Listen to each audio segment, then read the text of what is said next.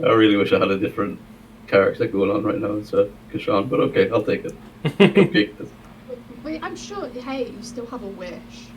And you still have an entire campaign in which I can kill you. All worthwhile. Oh, okay. Okay, so everybody was here for the last session, weren't they? I believe so. So all of you should be able to give me a nice little recap of what happened. We left. Last time. So we just trying to get out to town, managed to get the things done that we wanted to do before leaving, and we are now going north. Yeah. South to go north. We're going to the fort to then go north. Yes, I mean, yeah. And also, we have a new addition to the party of Warrior Frank. Mm-hmm. Well, I Don't remember blessed that, a sorry. man. I blessed two men, in fact. And Frank- Frank and Olumba spent a night together. Frankina, the warrior princess. I'm gonna think of a ship name for the two. And I can't. Okay, so I don't know if you guys have applied it yet, but you guys can basically you've taken your long rest to put while you're in this area. I think I did it the last time. Yeah, I must have. I'm at full health. Okay, right. So is this basically where you're sleeping, as it is on the map? Yeah, I went and hid next to the cart because I didn't trust Frank. Okay. Right, so can Kashan and Turek both give me perception checks as they wake up? Go. Oh, as I wake up. Wake me up. Perception.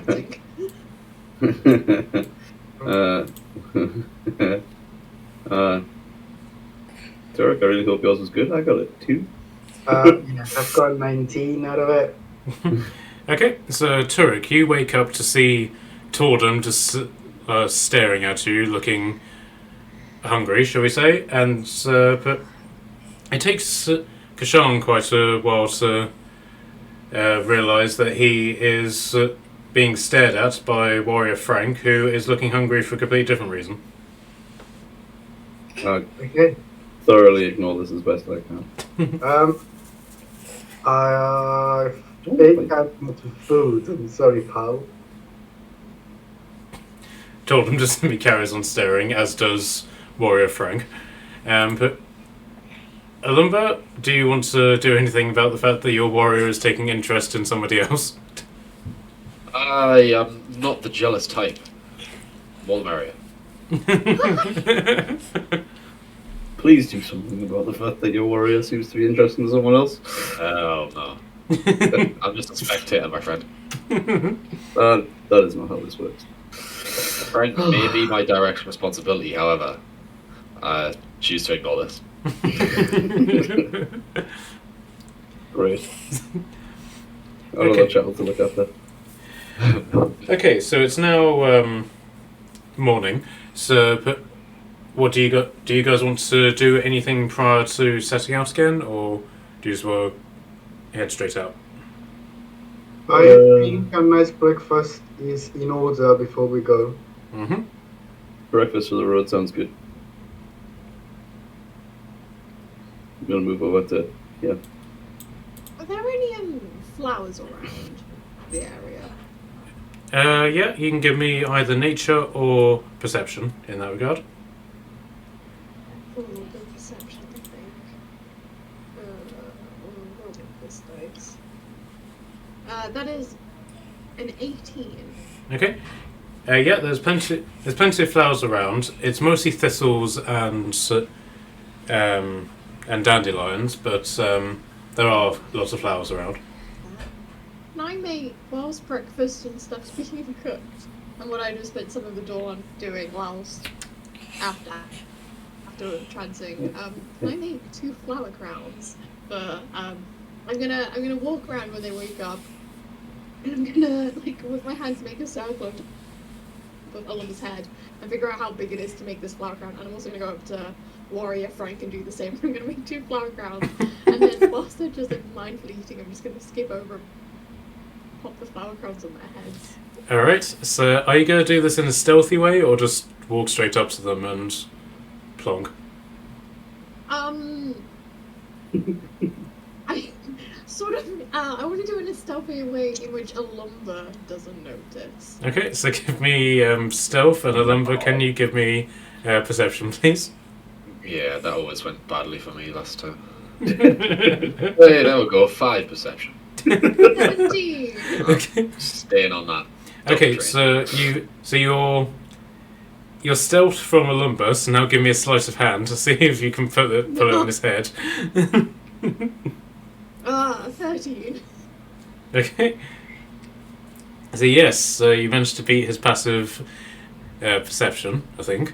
And lumber, you now have a flower crown on your head. I want to do it where like I'm skipping as if like I'm just gonna go like look at the food or like check on Baldwin, and I'm just gonna like sneak up and plump. Okay. With Frank, however, you don't need to do this. He is literally just sitting next to a lumber, just staring out into space. I bit more daintily pop it on his head as if he might turn around and bite me. Okay. He offers no reaction whatsoever. And then I'm gonna skip back over and I'm gonna sit down on the ground and just smile at the lumber. Like staring, big, like as if they, you know when like a little kid does something they like adorably think that they shouldn't have done? Mm-hmm. I'm just sat there, smiling. I pat her on the head approvingly. And Torden just simply sits down next to you and looks at you, smiling also, but really toothily and bits of flesh hanging out of her mouth. What have you eaten? Where did you eat it?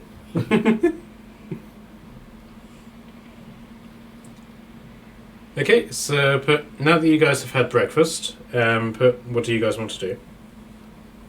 I suppose we should retrieve Baldwin and head towards the fort. We probably should. Liam? Yeah. Well, Turk? Nothing special. Okay. Right, so you basically need to work out what your marching order is. So you need somebody to scout, someone to drive, someone to handle the animal, and then passengers. I'll do the handling. I'll the channel one. I feel pretty sharp. Okay. Marilla, what do you want to take? I am fine with anything. Give me what doesn't want to be taken. Alumba? I'm good. I'm good too. Whatever. Okay, so Marilla, you could be scout, and okay, so and Alumba, you can be wherever was left, and Tordum will ride on the horse. As you go to leave, however, and the wagon sets off, you notice that Warrior Frank hasn't gone with you. Right.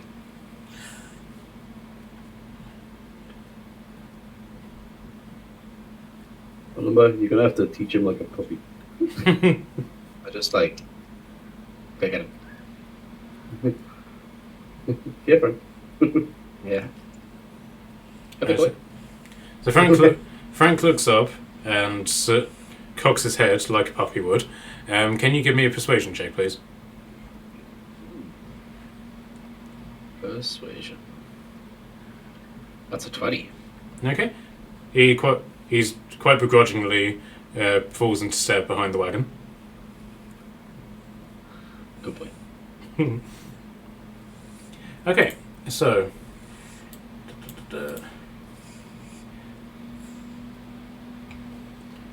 whenever this loads. Right.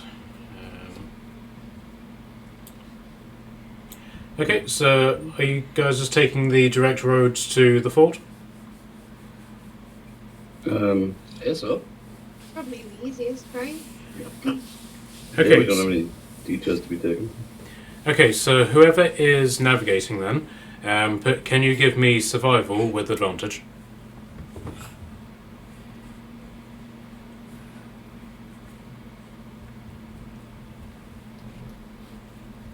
You do navigation. Is that me? I believe so. That is a 19. Oh, with advantage, hang on.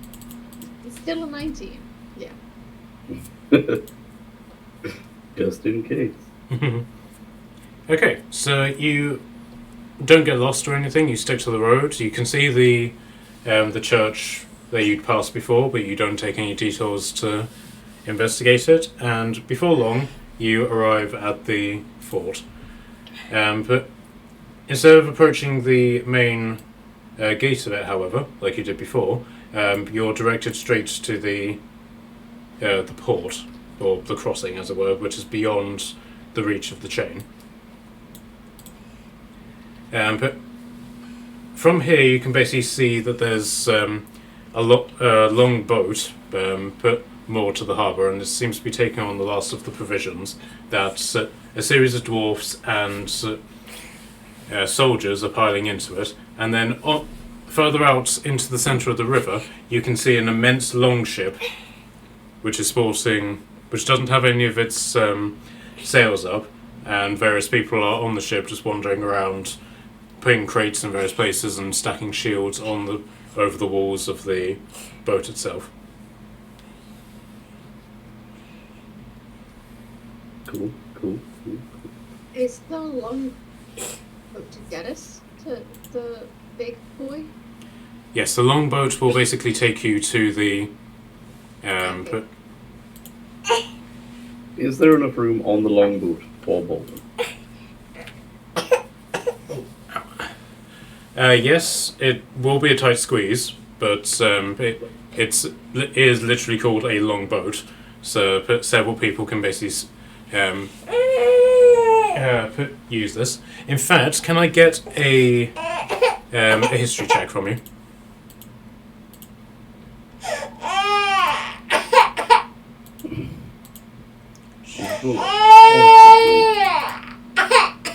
Seven. At this point, I'm gonna have no dice left. Buy more dice.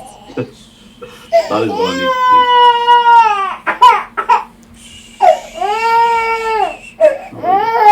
You can use my penis dice if you want. I'm sorry, you're what? That's a dice that was used. That's no penis dice. You know what? They went well paid, maybe. We're favourable. Nearly odds be ever in your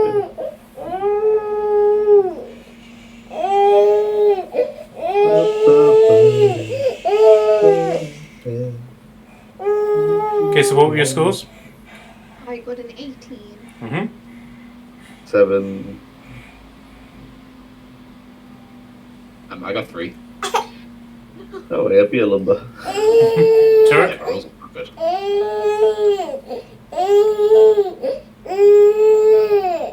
Turek, what did you get? Nice.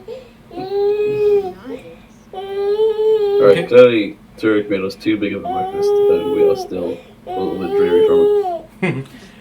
Right, so you basically recognise this as the sort of boat that a naval invasion would utilise when they're landing on the beach. So this is the sort of thing that would be able to carry an entire platoon of soldiers and or 3 horses. Cool. Alright, well, as long as there's room for Baldwin. Okay. Shall we attempt to fight Finnan? Was it Finnan that was in charge of the boat? Yep. I think so. Yeah. Okay, that's fine. I was just making sure I had my notes right. Okay. So in front of you is a large archway, which appears to be more for decoration as opposed to anything defense-wise. There's two. The archway is so I've met with two watchtowers, which each has two archers in, but they're overlooking the port as opposed to looking out for any defense. Finland is quite easily picked out from the rest of the group, as he's the only one who's shouting in an Irish accent.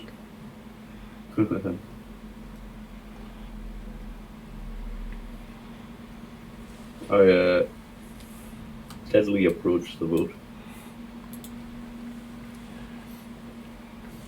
Okay, so Finland finishes off ordering one of the dwarfs to pick up some crates and load them into the boat, turns around, and promptly walks into you. Oh, watch where you're going, you bloody idiot. Oh, it's you, Lord. I missed you too, Finland. Apologies, Lord. As you see, we're incredibly busy. Well, I hate to make you more busy, but... No, you don't. A request. Actually, technically we have two requests. Alright, give me the second one prior to the first one then, please, sir. Alright, we're going to Norfolk. You'll take us there. Yeah. He shrugs. This clearly inconveniences him not at all. You want to know the first? Yeah, I suppose. We're going on a pirate adventure. And he chuckles somewhat nervously, looks up at the guards that are on the watchtower and is like, no we're not, and he says that very evasively. So can I get an insight check from you? Yeah. Dice number 3. Hey, alright, this one can stay. Insight, do I have any then? Don't think so. 17. Okay. You can tell he's lying through his teeth, but he doesn't want to say so in front of the soldiers. I mean, sorry, there's a storm coming, Dang. and there might be a delay. Oi, Lord, yes, I'm very aware. But I'm also aware of there being some sort of threat in the water. You wouldn't happen to know anything about this, would you? I mean, I don't know about a threat in the water. I heard About sushi was out there somewhere. She ran away. What's a sushi, Lord? Just a small kraken. I wanted to keep her. You speak in riddles, Lord, but that doesn't mean anything to me. I take it you've paid for your travel with my lord. This is his ship, after all.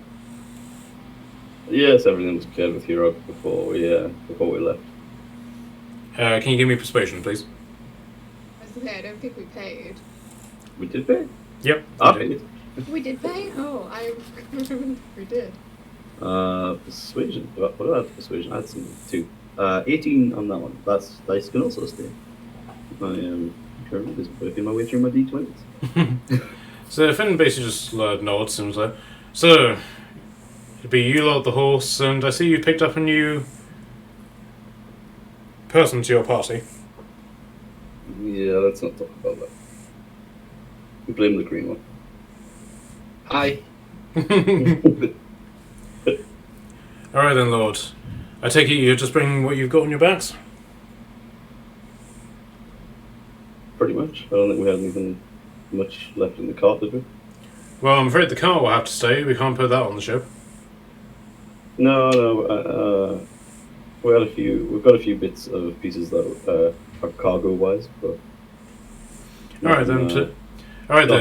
Load them into the boat, then help us load the rest of these supplies, and then once everything's done, we'll set off on the morn. Very good. Very good. Can I try to find the heaviest looking box to pick up and carry? Alright, give me a perception check. 19. Alright, so you find that the dwarves are all picking out various boxes, but there's one that they seem to be avoiding very particularly. And I'd you be like, yeah, I want to pick it up. give me a strength check, please. Oh, this is where I really don't want these dice to fail me.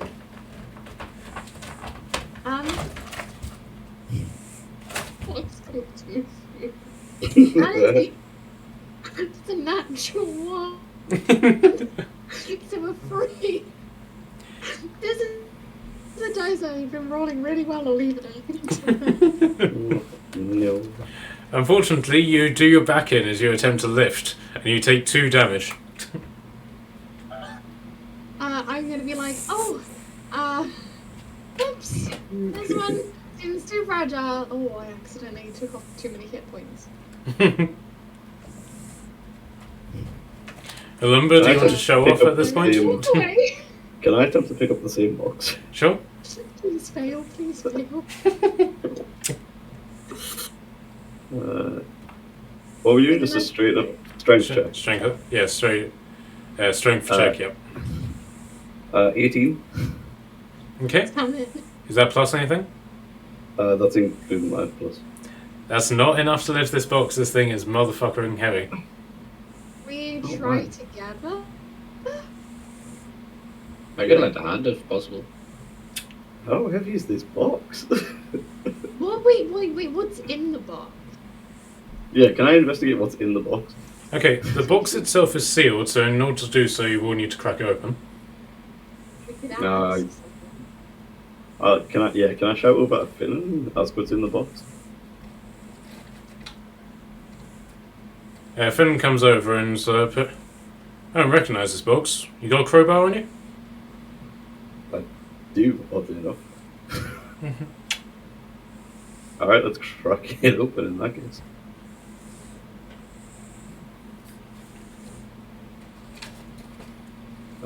Yeah, I can use a crowbar to open the box. Sure. I won't make you roll for it. You basically just shove it in and but you manage to get the box open, and inside, can I get a dexterity saving throw from you, please? Yeah. Let's find out if you're going to be good to me today. Ooh. That is 22. Okay. So Nice. you're able to step back as... Oops. Sorry, one sec.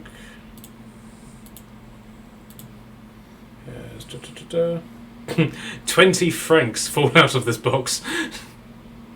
Why? Nice. Why? Well, that was cozy. Fine. He stretches and you hear one of his legs crack. Ah, that's better.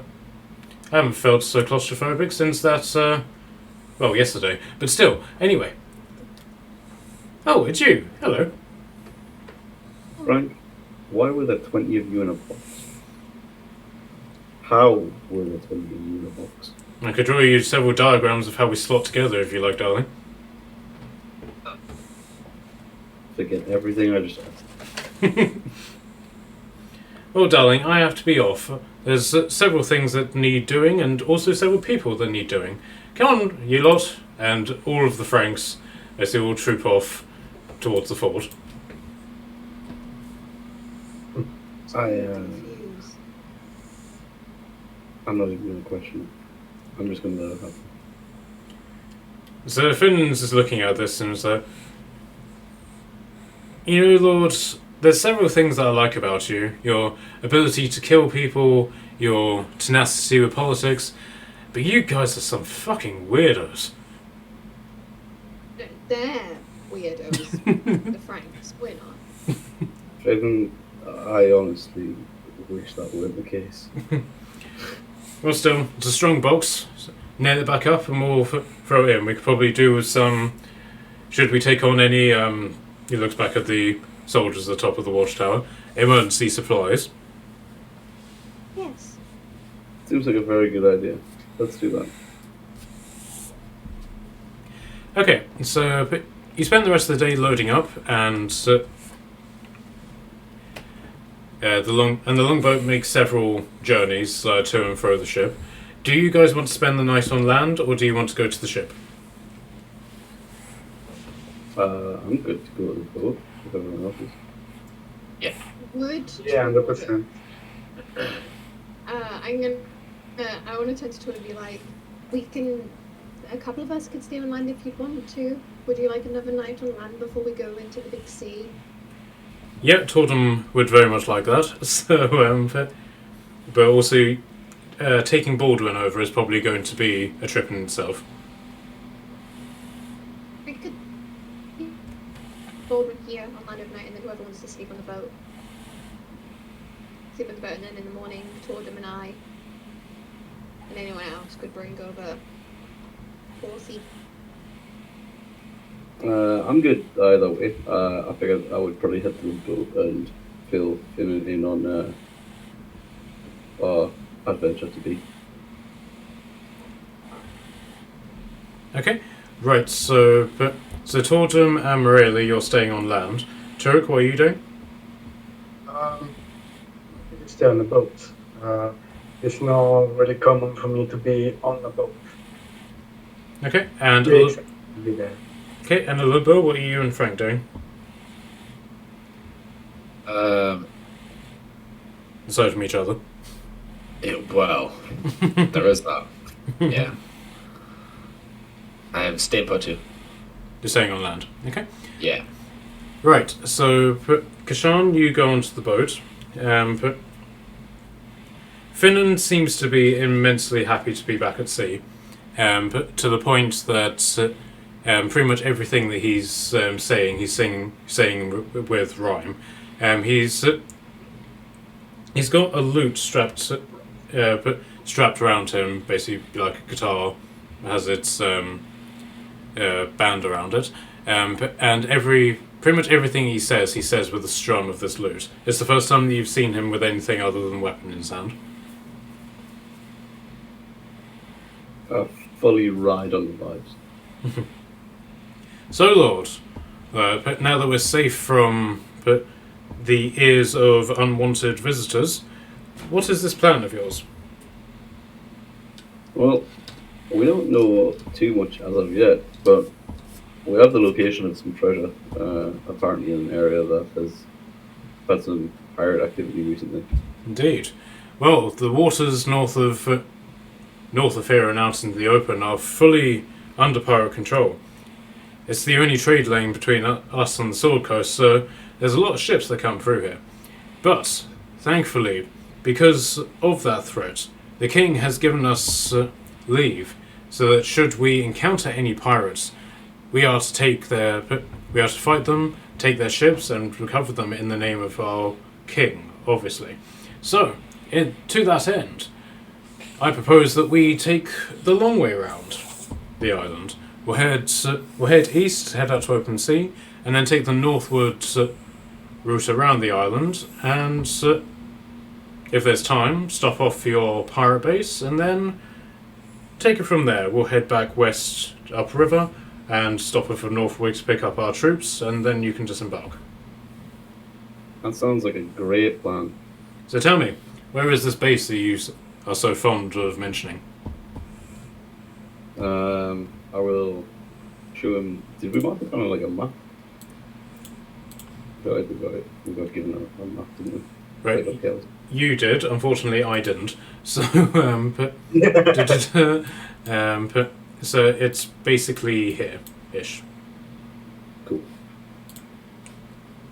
So he looks at it and he's like, but it's plausible that something is there. I mean, in that area is just sort of minuscule specks of land that don't really house much, but it's possible that a pirate base might be there.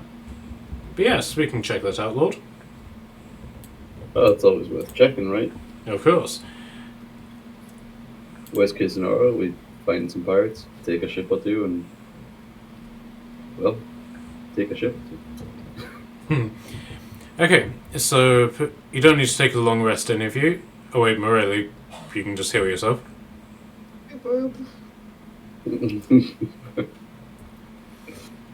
Okay, so the next morning, I'm assuming the rest of you are getting onto the ship.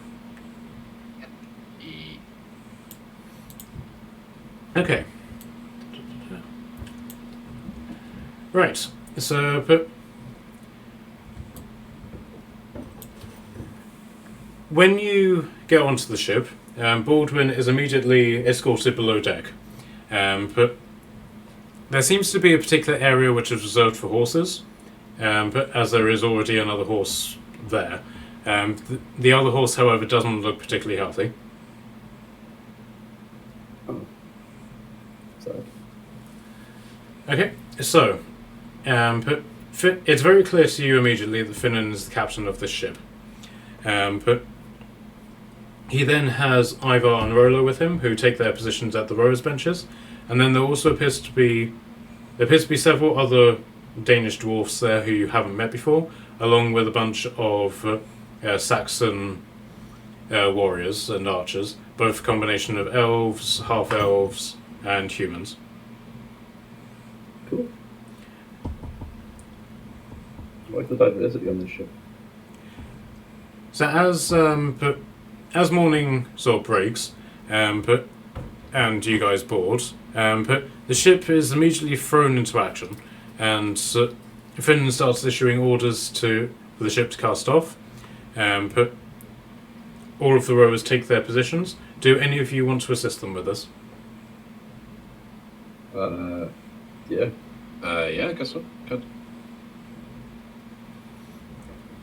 Okay, so basically everybody is sitting in the middle of a bench, but the oars are long enough so that but people can basically sit on these bits and still hold on to said oar as well.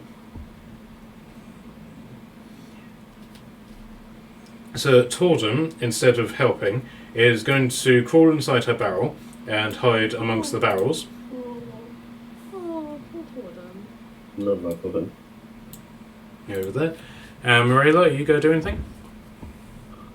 Do I want to be a good person now?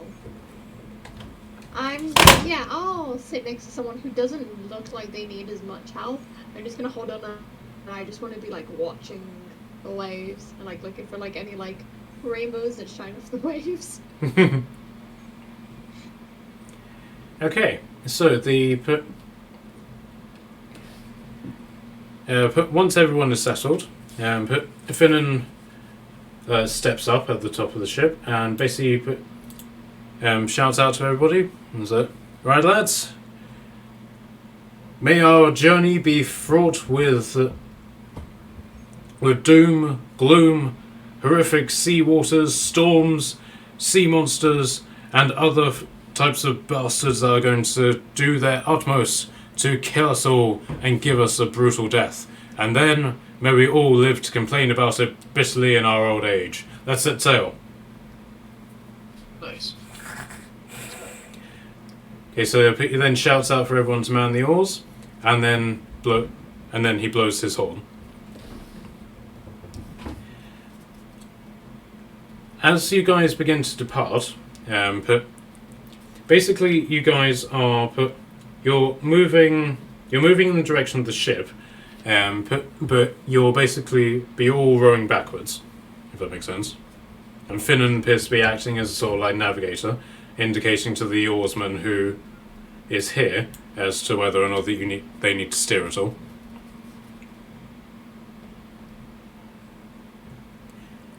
Once you move far enough away that that the base and the fort are no longer in sight, he shouts out an order in Dwarvish. Who amongst you can speak Dwarvish? I can. I do. Okay, I do not. so he basically shouts out, "Mount the beast," and so two of the oarsmen up here, they basically let go of their oars, bring them in, and then they go up to the front of the ship, and then pull out this great big wooden statue of a lion, and then they prop that on the front of the ship to be the ship's figurehead. Love that. Soldiers then come back and assume their place on the oars. But Finland starts is basically navigating in a very precise way. And it doesn't take you long to realise that this is actually quite a perilous journey that you're making, getting out to open sea, because he's making very minute steering changes to the ship as you're journeying, and at several points he tells the rowers to slow down and sort of go at half speed. Eventually the river starts to open up, and he orders the oars to be brought in and for the sail to be let out. Do you guys want to assist with that?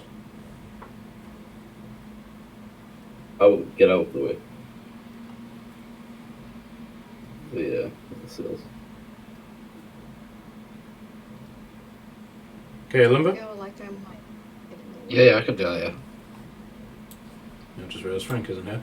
Right. Turek, are you going to help with the sails, or are you going to move out of the way? I feel really excited to be on a boat, so I'll try to give it as much help as I can. Okay, Marilla? I'm gonna stare happily and watch it. Okay. So, in the middle of all of the rowing benches is this immense wooden beam with several other wooden beams attached to it. So all of the sailors around it basically all just gather up, and some of them attach ropes, others just simply manhandle this thing into an upright position. So, Turret, can I get a strength saving throw? A strength check from you, please?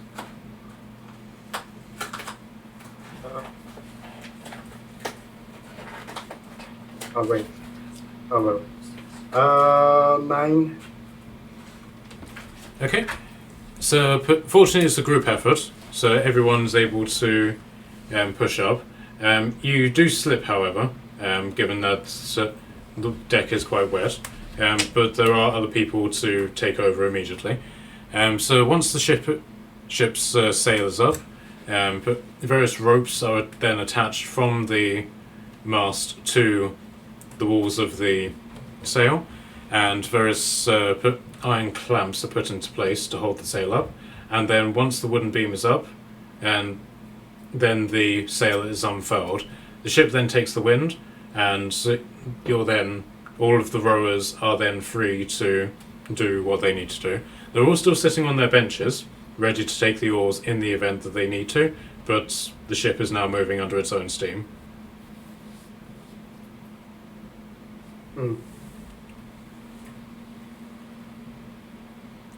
Okay, so now that you guys have some free time, what would you like to do?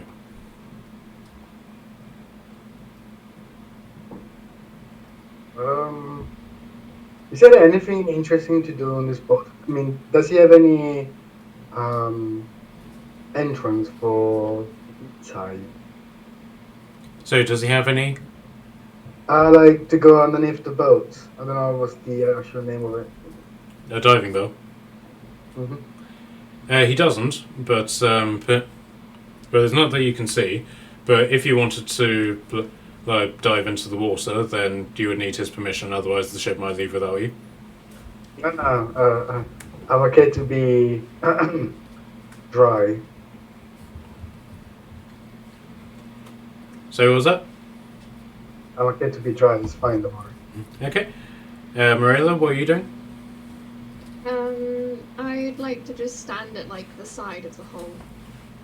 Okay. Just humming and just like watching the waves. And like, I might cast Thaumaturgy a few times. I don't know. I mean, it's not on the list, but like, I want to make it look as if like the waves are dancing under my hands as we go. Like as if they like jump up a bit more and like have like a glowy effect. Sure. Just as I go. This does actually gain some appreciation from at least the dwarfs who are on the boat, and they all gather to watch this magical effect of the magical effect of the waves, to the point that several of them actually start singing a sea shanty. Oh. In time with what you're doing. I'm actually listening to sea shanties right now. Well, if you want some context, you can put "Row Me Bully Boys Row" on because that's what they're singing. Yes. Okay.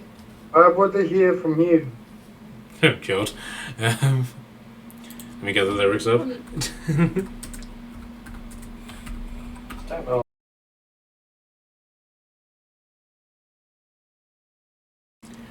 I'll sing you a song, it's a song of the sea. Row me bully boys, row. I'll sing you a song if you'll sing it with me, and it's row me bully boys, row. While the first mate is plating the captain aboard, row me bully boys, row. He looks like a peacock with pistols and swords, and it's row me bully boys, row.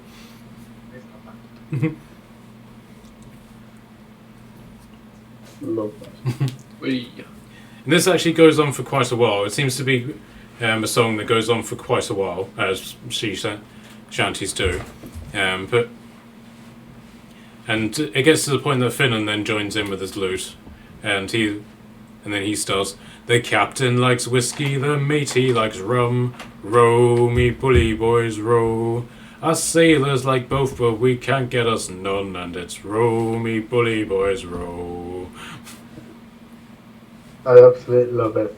I'm gonna just hold out 2 barrels of ale from the top of my barrel. Yeah, so one of the dwarfs goes over and is like, "Oi, boys! This barrel is giving out free whiskey." But it's not whiskey, it's ale. I stole it from a Ricola Shepherd's place. Boys, I think I've had too much to drink. This barrel's talking to me. You're gonna evil eye through like a little hole in the barrel. Like. So Finnan comes over to you and just sort of plonks himself down on the deck. He's like, "So, Lord, I was expecting to see you neck deep in the blood of red paladins. What brings you out here?"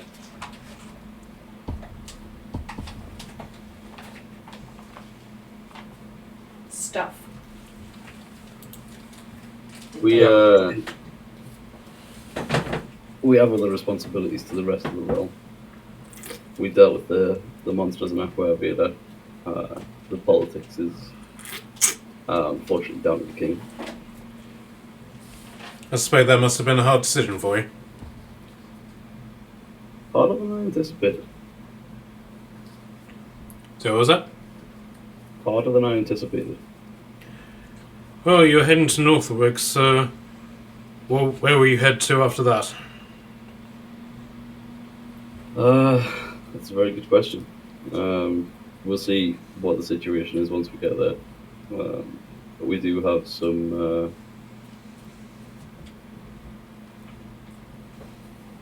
business in. Where was Hiroc's dad at? It was New Asgard, wasn't it? Yeah, New Asagarth.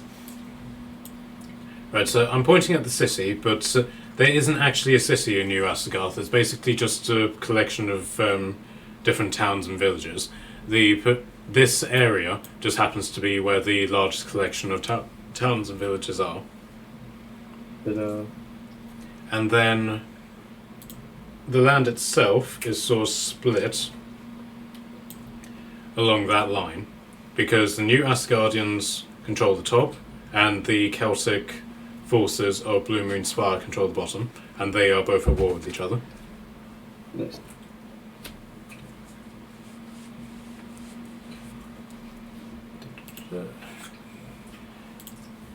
So Finnan's put nods at this and is like, You haven't changed on that fact. oh, sorry. Yeah, so Finnan basically just nods at this and is like, "Oh, you haven't been to New Asagarth in several years."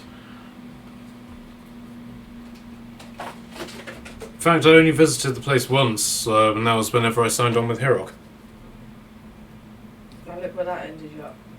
Yeah, it's actually left me in quite good spirits. But whenever I was in New Asagarth, I was broker than 10 Commandments, and well, I wasn't exactly in a good place. Now look at me. I'm the captain of my own vessel, but the command of a fleet whenever my lord is away. Life is good.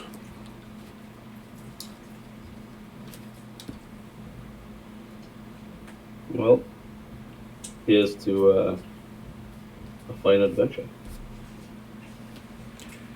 And plenty of booty to go along with it. And he toasts you. 100% toast back. This actually then prompts him to strike up a song of himself. And it appears to be... sorry, one sec. I've actually forgotten what the name of the song is. Bob the Boom. Here we are.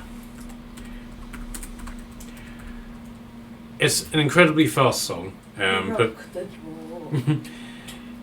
It's an incredibly fast song, and it's quite. And you can also tell that it's designed to be sung with the Irish accent, and it's basically a summary of his journey here. So basically, it starts off where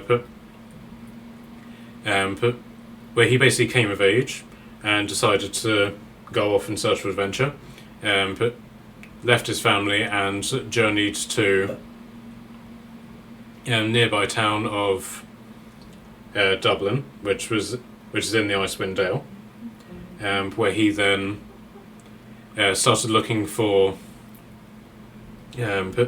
various ships that would be able to take him on adventure where he could gain some renown. Eventually he did, but he managed to find it, but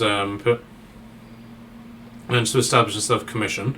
But whenever he, the day before he was about to take said commission, a series of rogues attacked him, and he was forced to flee on the ship that was just happened to be leaving that day. But he basically spent an immense amount of time basically just acting as a stowaway on the ship until it was discovered. And he basically paid for his journey by effectively being the ship's bard.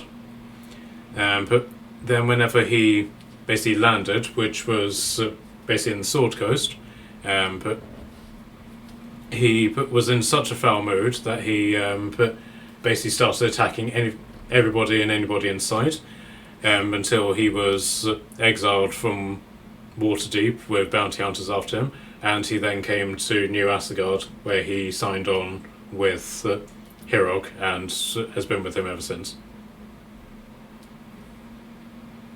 Nice. I throw a gold coin, like into a hat. Right, he makes a very over-exaggerated bow. At this point, he's quite plussed with round of the minute. Woo!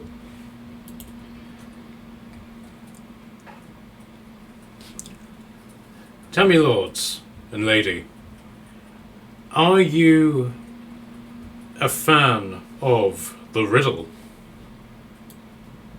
Ooh, riddles. I love riddles. Well then, come guess me this riddle.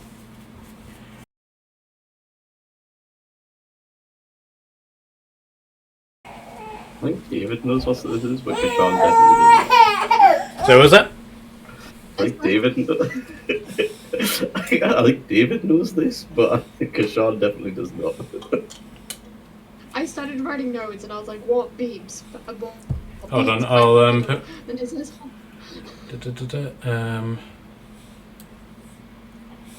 Right, so he does it in a full sort of song, if that makes sense. So I'll copy it into the Facebook chat. thank you. Literally, it was something like, honey. He mentions the word honey. Oh my goodness.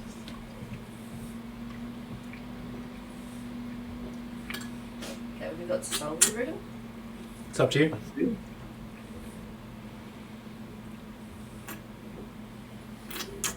Yeah, David knows what this is. I had to double check, but I have one guess, but I could be very wrong. Go on then.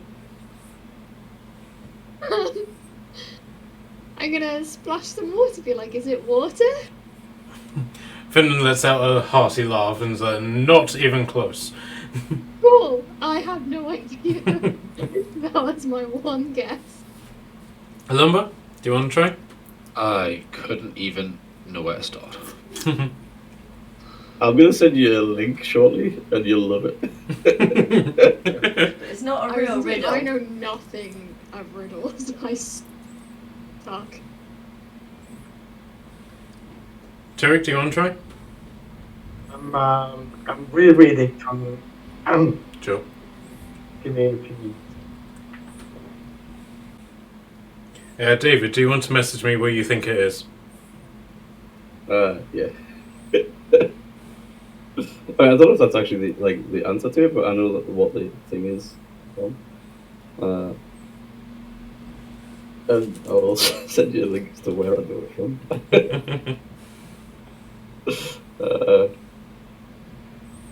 Is it some sort of drugs?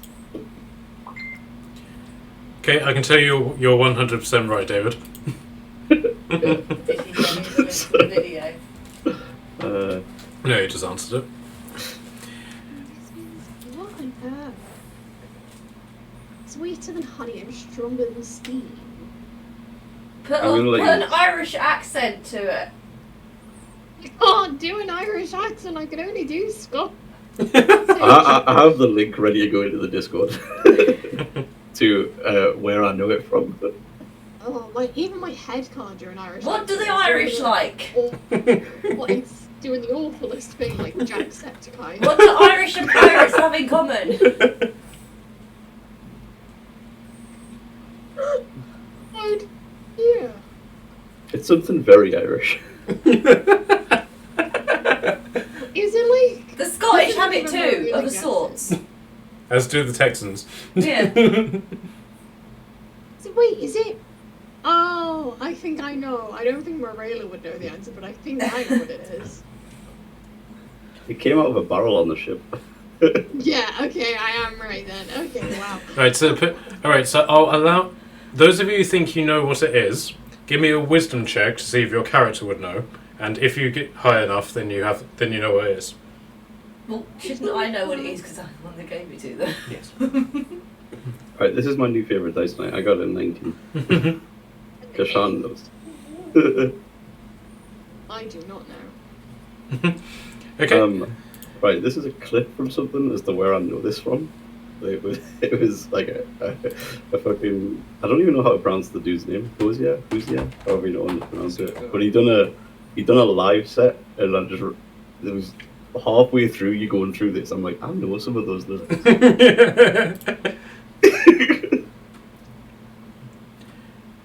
Okay, so upon do you actively say what you think is, or I feel like I would go and just get another whiskey and smile at Finnan as it's raised. This one! Finnan toasts you with his lute and sings the final verse.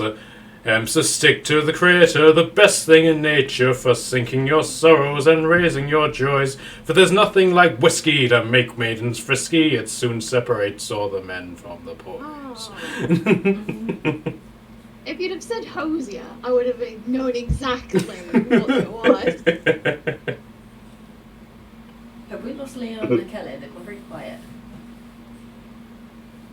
Yeah, I just remember it from that live. He did a live set and it was fantastic. Yeah. And he just kind of stopped halfway through it and just sort of started going with that. And I was like, I love And everything. it's so beautiful as well. It's so stunning. his voice is incredible. Well, I that love whole Hosea. well, the one that whole I live found this set out is- from is from Cole McGuinness. He's Aya's favourite artist on YouTube. He does it really well. I will give that a listen. I'll put the link in the Discord for you. Oddly, it's on a suggested link from this one. Oh, okay. He also did covers of the arcade music as well. I think I remember seeing that. He also done a toss a coin to your witch at one point, didn't Yeah, he's done quite a few. He does a new song weekly. he? Hmm. So cool. But what he originally specialised in was doing various songs, but doing them in the original language that they were sung in. Oh, I like that. So like he did the songs from the Viking TV show, and he did them in the Old Norse. That's cool.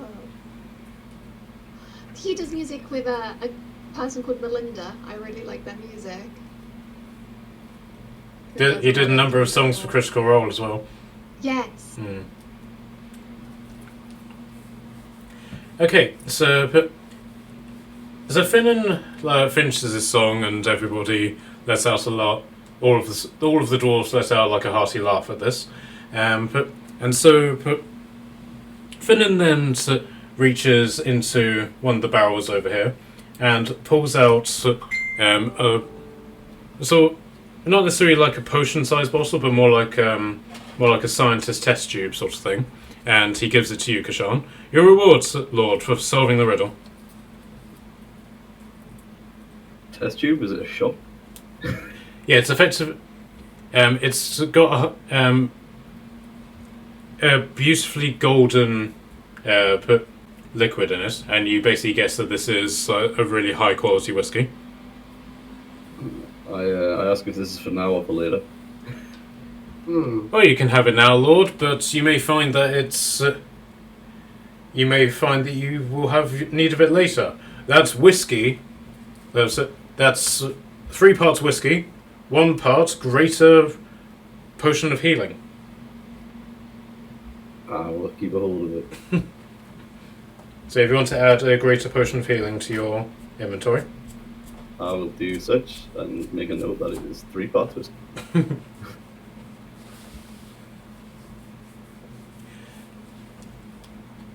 Okay, so you're now in the open sea, and it's quite calm. Like the weather is it's windy because you're out at sea, but it's quite mild. Sun's shining, clouds are out, no sign of rain, and the trip is actually quite uneventful.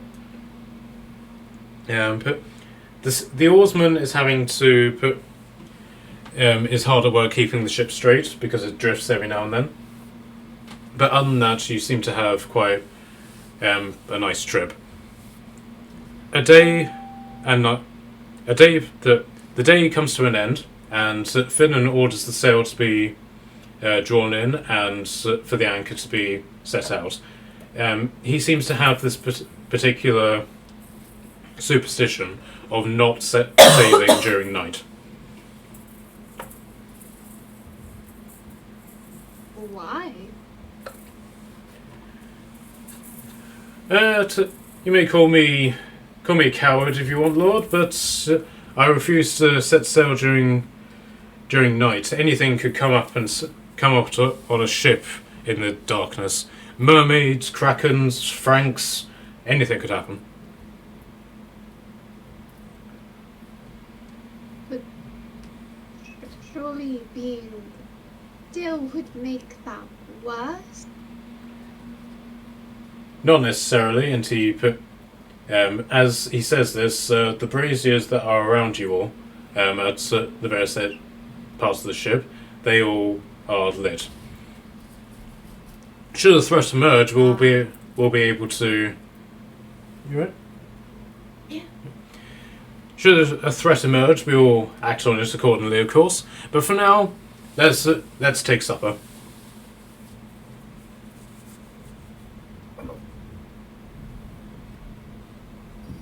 Okay, so supper isn't anything particularly wonderful. It's basically just salted pork, various bits of bread. Each of you are given a tiny portion of cheese, and then if you want to add any of your own rations to that, then you can. Can my rations be oranges? If you want them to, sure. I'm afraid of getting scurvy. I'm avoiding that scurvy.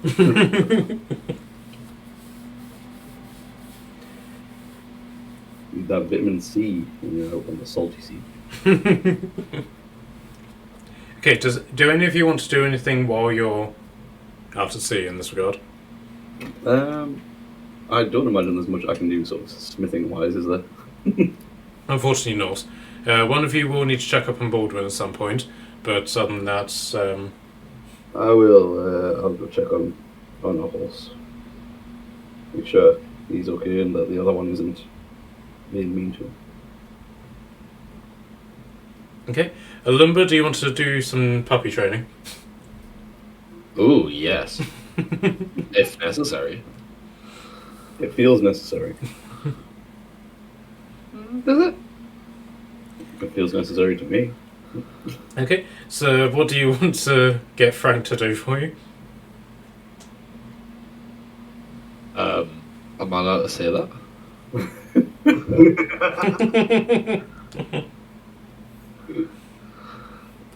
Yeah, I've, well, he's your got companion, so you can tell him to do whatever.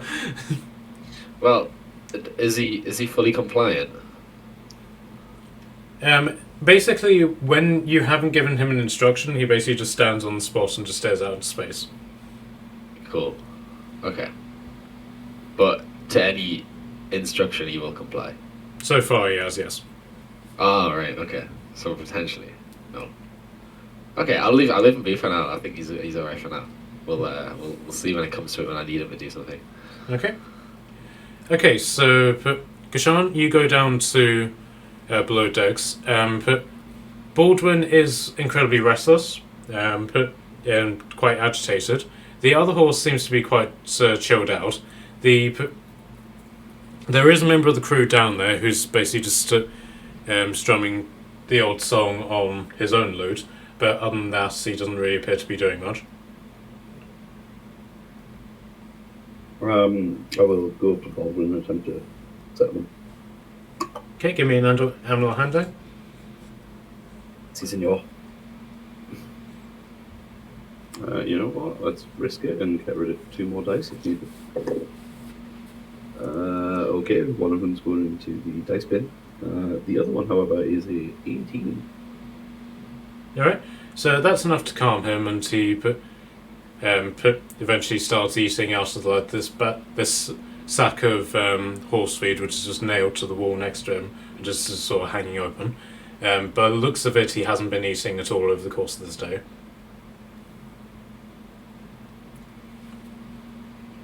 I will stay with him a little bit, make sure he's eating and stuff. Okay. Right, so do you just want to fast forward to the next day? Yeah. Okay. So you guys set out, and before long, you hear one of the lookouts shout out, "Land hoy!"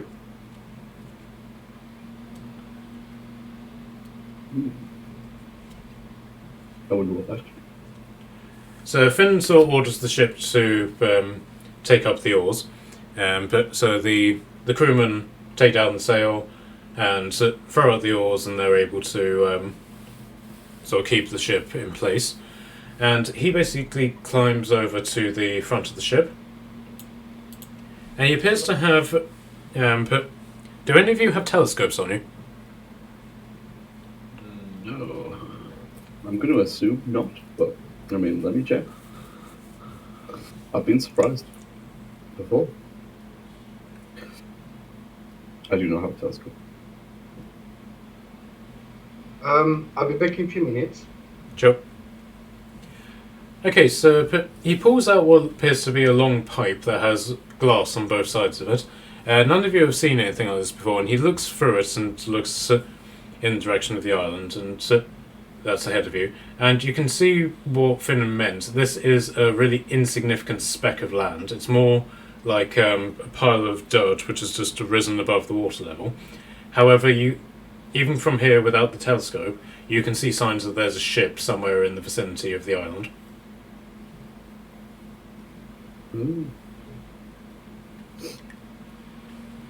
I asked Finn what he can see. Oh, there definitely is presence on that island, Lord, which is odd. But according to your map, that's the island in question. You can take the longboat if you want. It's hoisted to the back of the ship. I don't want to bring the ship any closer, just in case there's more pirates lying in ambush. So once you leave the ship, you'll be on your own. That seems fair. Can I leave Baldwin in your care? Of course. Send a signal by setting something on fire whenever you're ready for, if you need help. Alternatively, screaming very loudly does help. I mean, if you see something on... In all honesty, seeing something being set on fire does not really signify anything. I'm part dragon and these guys are pyromaniacs. I have sending. We can get in touch. Yeah, let's see if it's like a sensible idea. Alright then, Lord. Good luck. May your blade be sharp. Okay, so... Okay, so as you put... So the longboat at the bottom of... At the rear of the ship is lowered into position. But who wants to actually do the rowing? I can row. Okay, right, so is this like any other sort of vessel? You basically need to establish who's going to be your rower and who's going to be your navigator. I can roll. What do we need for navigation? Navigation is survival. It's not me. I have a +5. That sounds like you. Okay. Do any of the people have like a hat? Oh. Well, like a pirate's Or hat. just a bar? What sort of hats are you talking about? Like they're not necessarily exactly pirate. Like something of a similar sort. Something of a tricone with a feather in it. Yeah, no.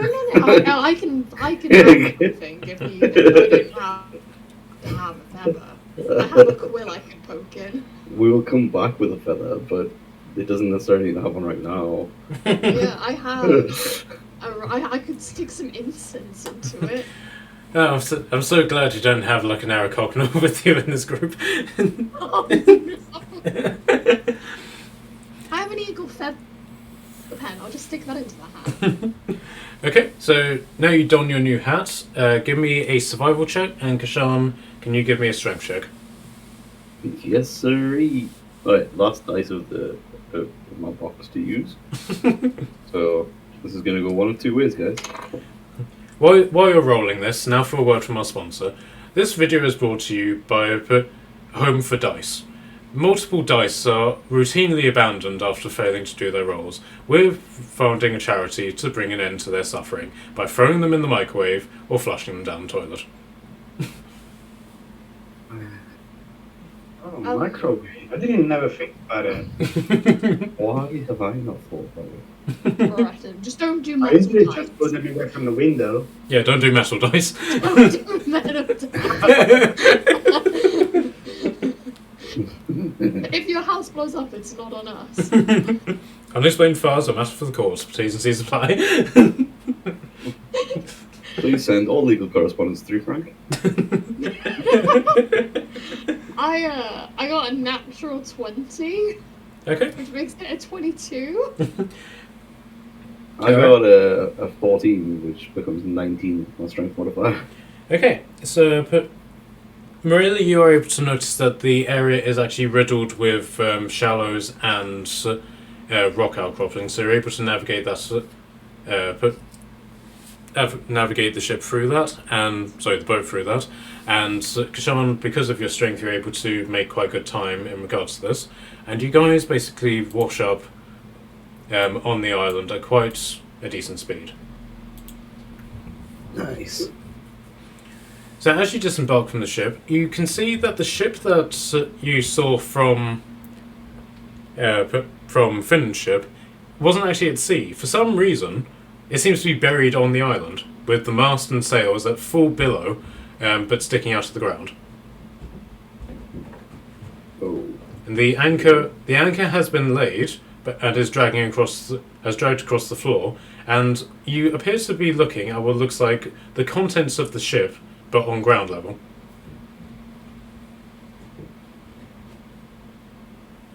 Okay.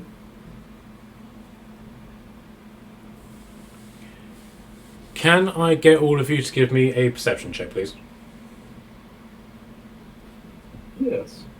Ah, Oh, no. Is it the boat just sinking in the sinked in the sand? As far as you can tell at this point, it's just simply on land and buried under the sand.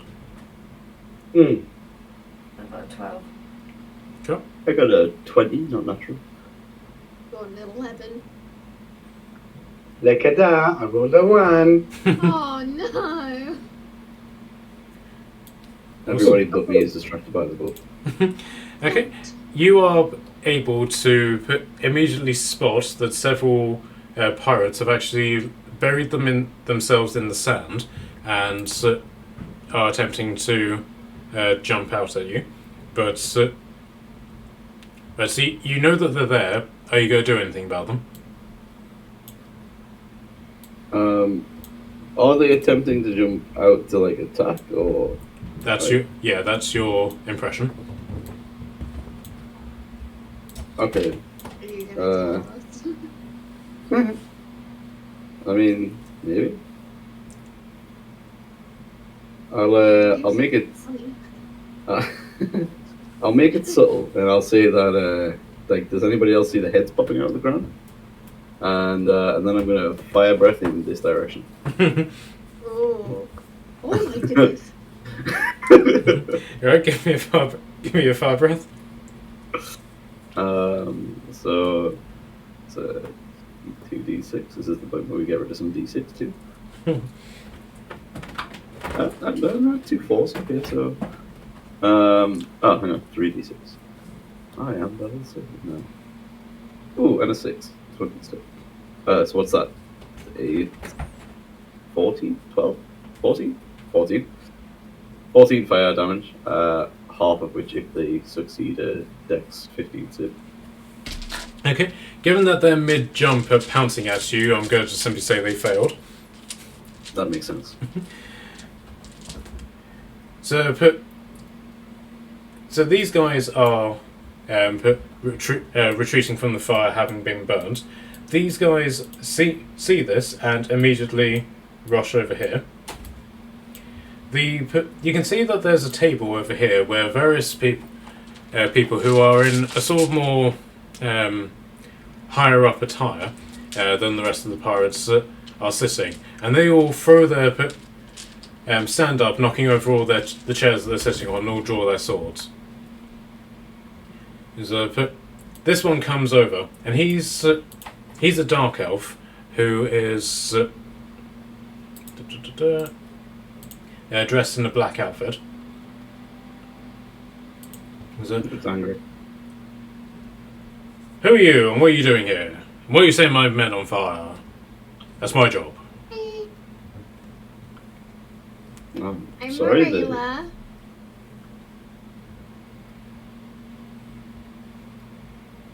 No one else going to introduce themselves? It seems a bit rude. Oh, I kind of thought that you were doing a whole. Yeah, that's okay. Oh, sure. Hi, I'm Marilla. We're here for something, I don't know what. And with that, as I'm waving, I'm going to cast Thaumaturgy to make my eyes go red. And harmless tremors come from the ground and be like, we're not here to cause any trouble.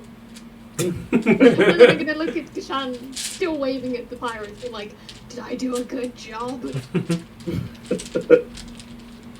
I'm so confused by this woman, but I think she did an excellent job. I'm just gonna put my thumbs up for Rainer and Well, in that case, you best come see the captain.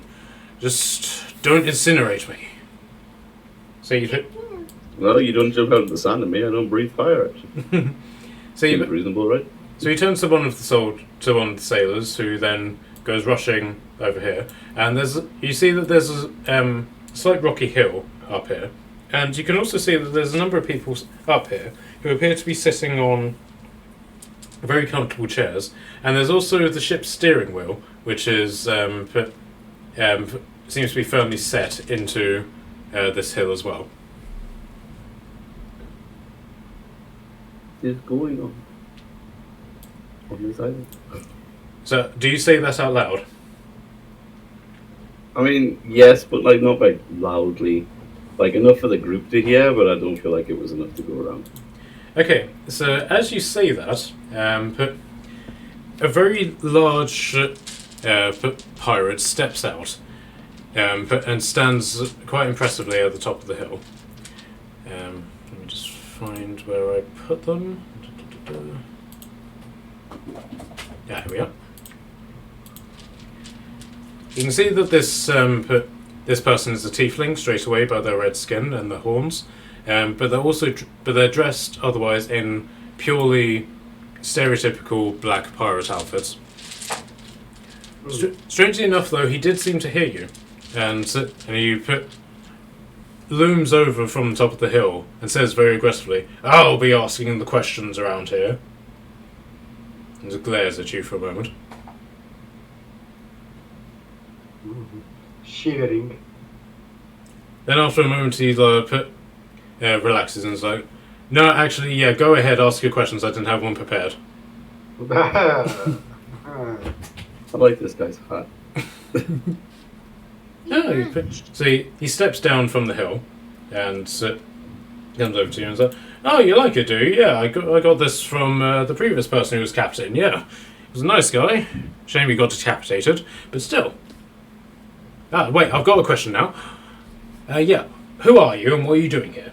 That's two questions, but you can answer them in whichever way you want.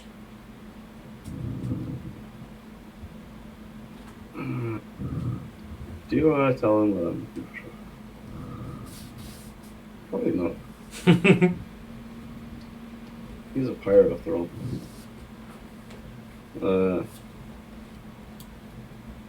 I didn't have any bullshit prepared for this. We're here for an adventure and a holiday. I'm Yeah, still let's go with waiting.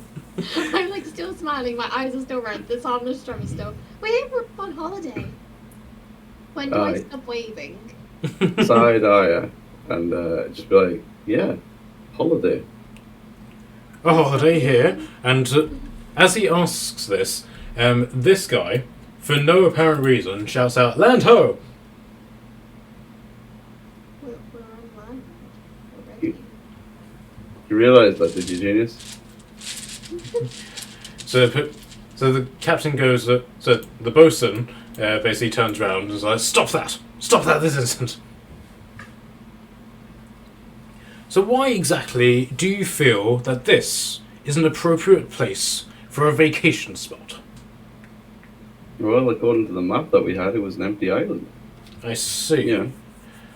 Well, true, it was an empty island whenever we found it, and we came here and we laid anchor, and we've been here ever since. Indeed, come into our camp. Can I roll an insight? Sure. Yeah.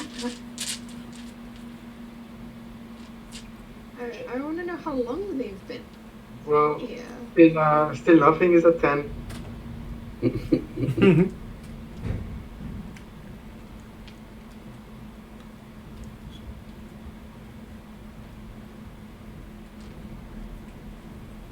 Anyone else go do insight?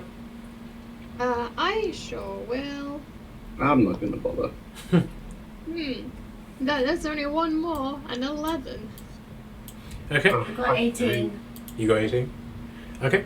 Right, so it looks like these guys have been here for a while, but not only in the fact that the ship is as buried as it is, but they also appear to have set up some sort of bedding area over here. These crates have all been turned into allotments for gardening, and this appears to be a communal eating area, and then this appears to be what is equivalent to a captain's quarter. How long have you been here?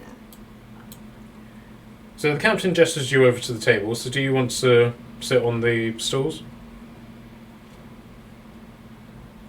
I'll stand at the other end of the table. Sure. Columba, what are you doing? I'm probably so like not perceptive that I don't even know anyone's here. Okay. Nat, what are you doing? I'm not sure because I'm gonna get ready for work. I'm gonna go sit on a bench Okay. or go. No. Are these barrels over here? Yeah, Pink. those are crates which have been turned into effectively allotments. Oh, okay. I thought I could go and like see if I can find some more stuff to hide in my barrel. Okay. So what were you? What were you guys asking? How long they've been here? Yeah. Well, that's an interesting story, and he leans back in his chair and folds his arms. And one best probably stated in a pirate shanty. I would expect absolutely nothing else. Right, I've been practicing this for a while, so don't hate. Okay, so the entire crew suddenly bursts into humming. They're basically singing the a cappella chords, while others play the melody and the bass line. The only person who doesn't appear to be taking part is the actual person with the lute. Love that. We're cruel and vicious pirate men, as hard and tough as brass, by far the fearsomest buccaneers that ever walked on grass. We pillage here and plunder there, we rage till dusk till dawn. We'll hoist the anchor and swab the deck, then gather for drinks on the lawn. We're the lords of the sea, except we aren't at sea. We're the lords of the sea, just not of the actual sea. Arr! Nice. Then, I like these pirates. They don't go on water. the pirates then sort of break up into individual groups. Now woe betide these scurvy knaves that end up in our way. We'll challenge you to a round of golf or possibly croquet. And if you dare to do us wrong, you'll walk the plank no doubt. Down you'll go to an awful fate, those grass stains will never come out. We're the lords of the sea, with quotes around the word sea. We're the lords of the sea, except for the part with the sea. At this point, the captain takes over. Now how we ended up here is a dire and dreadful tale, the kind to leave the meanest rogue a-puking over the rail. So faithful, so accursed, such a stroke of evil luck. Our ship washed up on that the hill, and hey, I guess it's stuck. So now we hold the river here by brutal violent force. We've also taken up gardening, sustainably, of course. And if you pay to cross this way, we'll squeeze you till it hurts. And on the side we sell a line of homemade organic desserts. We're the lords of the sea, though technically next to the sea. We're the lords of the sea, or sort of the sea. Arr. Yeah. Clap, clap, clap, clap. Can I throw a couple of gold pieces? So the captain catches these and is finally some treasure to put in our booty chest. There's 2 gold coins on the floor. On the table. Okay, so he picks them up and is like, "Gents, our hard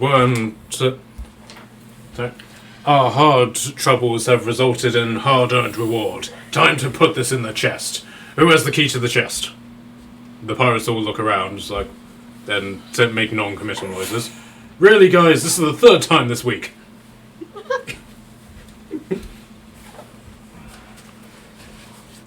Never mind. Who's the pocket guy?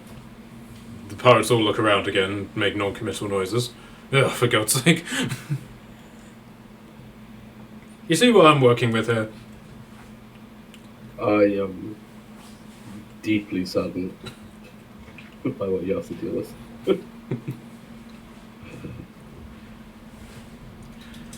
Well, if you're looking for a vacation spot, I can suggest to you a very nice dirt patch with ensuite salt water, and I can also grant you garden access. He indicates the crates over here.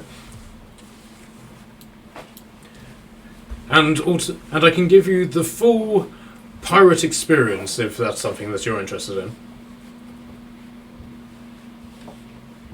Out of sheer curiosity, Aye. when you wound up here, did you find anything? Did you search the island for treasure, for example? Why would we search the land for treasure? There's no X that marks the spot. You know what? That is an excellent point. I didn't even think.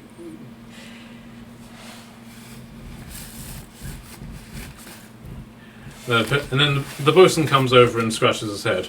Although, we did, when we were digging the latrine, we did dig up a chest, but we didn't do anything with it. Huh. Yeah, that is an excellent point, bosun. That does sound like something that we could work into our holiday resort. A sort of treasure hunting expo. All we need to do is bury a chest somewhere and get people to dig the latrines for us. So therefore, they pay us to dig our latrines. Arr. This is met with general acclamation from the rest of the pirates.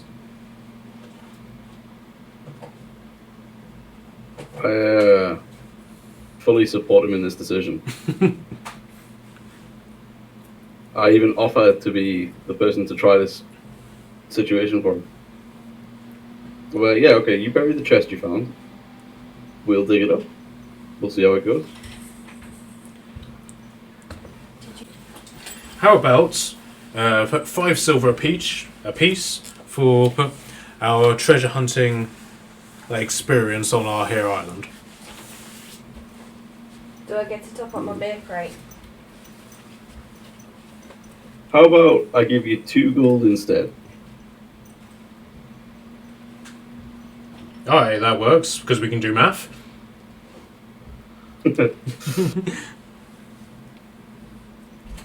Well, yeah, let's do it. Let's give it a go. Okay, so deduct the money from your Yep. inventory. Yep. Well, sir, I must say we've never done this before, so it's still a little bit of trial and error. But if you'll sign this contract, and he puts out a piece of paper in front of you, What does the piece of paper say? basically says that you allow yourselves to be blindfolded for the duration of the burying, so you don't know where it is, and then we'll unblindfold you, and you're then free to roam the island. It also And states nothing will that. happen to us while we're blindfolded? Oh yeah, we probably should put something like that in. You quickly scribble something in. Okay. In that case, sure. I give him the 2 gold. Alright, so he's still writing it out. So, you shall not be violated, incinerated, eviscerated, clubbed to death. Awesome. And it takes him a full 5 minutes to write out this list of things that he's not going to do to you while you're blindfolded. I point out that he probably could have just left it, harmed. Oh yeah, there's a point. Oh well, it's done now. So do you want to sign the contract? Sure, I'll sign it. Does it basically say that they're not gonna rob us, they're not gonna steal our boat, they're not gonna? Yeah. Basically, it's a full health and safety workup contract that he's written out for you. Less.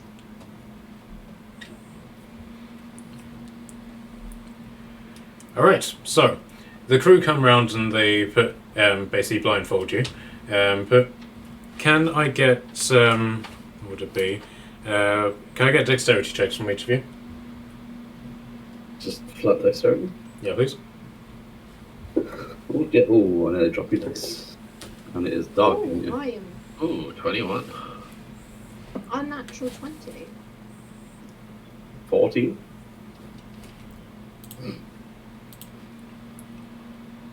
As strong and hearty as I am, dexterous I am not. And Tordum then got a natural 20 as well. Okay, so everybody except Kashan, they tie you up so badly, that blindfold you so badly that you're actually able to see over it anyway. I I feel like I'm taking the experience very seriously, and I'm looking at the ground the entire time. That's why I don't see anything. Okay, so you hear the sounds of the pirates rushing off into the distance. You hear the sounds of shuffles for the best part of like an hour, and then when they come back, you're then freed. Is that it? Well, good luck, sirs. And should you strike it rich, you will not forget that we're hospitable and to give us a nice review on Yelp. I 100% will do that. Yes. Okay, so where do you want to investigate this treasure?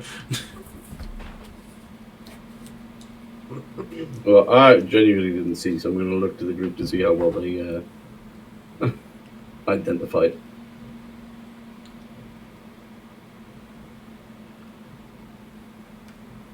You shouldn't be relying on my perception. I'm out there already. What do you mean? You're a perceptive guy. Clearly. I will walk up to the top of the rock to try and gain a vantage point. Okay, you can see, sort of like in this vague direction, but all of the footprints of the pirates as they rushed over there. Love that. I'll signify it and be like, guys, let's check over there, eh? Try Okay. not make it look obvious. Is the shovel still in the ground where they left it? Yes. I start digging next to the shovel and then think to myself, oh, maybe I could use the shovel. You guys gotta go with him? I will, yeah. Turk? Yes. I follow. Sorry, I got distracted by messages. Alumba, are you going? Send Frank over for me instead. Okay, so Oh, Alumba but- basically just points and says go over there. So Frank basically just walks in a perfectly straight line, ignoring all obstacles and just parkouring over the ship as he gets there and just simply standing next to Torton. Yeah. Next to Turk. Excellent. Okay, so so who's actually digging?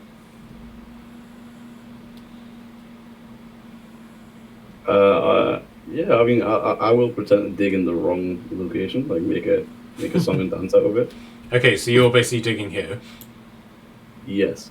Okay. Does anybody else want to dig anywhere else? Is there a lead to follow, or are we just digging out of I'm just trying to make a show of it so that we, like, it's not very obvious of where that we knew where they buried it. I was gonna be like, I was gonna whisper, be like, you're digging in the wrong area? You said I'm just over gonna here." be like, I know what, I feel like if we don't pretend to work for it, Oh, we're making them happy. I honestly at this point don't know. I'll just walk like 10 feet away and just start like pouring at the ground with my hands to try and find stuff. I'll nudge Turek to just pick up the shovel. Sure. Why don't we go just deep in the water?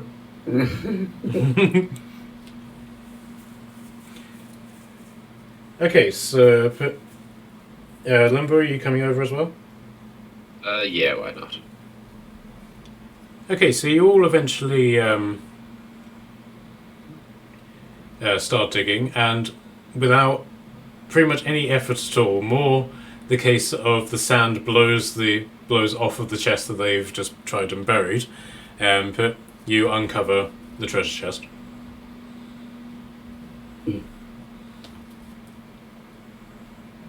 Alright. Should we have a look inside? Open it up, see what's in there? Okay, it is locked. Okay. How locked? Just a simple padlock, and then a sort of locking mechanism for that padlock to go into. Can I break it with a crowbar? Yep. Give me a strength check. Yes. I can do that. I can. 23. Okay, so it comes off with literally one strike, and you then work the padlock so that it then breaks away from the lock. You take off the latch, and do you open it straight away? I'll take like a subtle peek first to see if I can see what might be. Okay, can I get a dexterity saving throw from you, please? Again, why do I keep opening things? You can really stop with that. 14. Okay, you successfully open the box. Alright. Oh, yeah. Okay. What if I failed to open the box? Okay, so inside appears to be a collection of both valuable things and junk.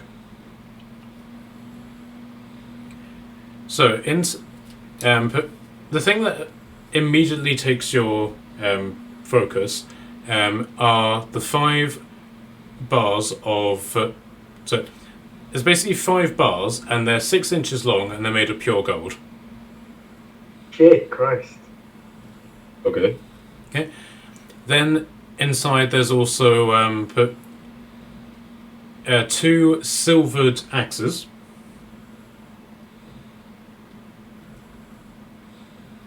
Okay. What looks like 2 quarterstaffs, Okay. a headband of some sort,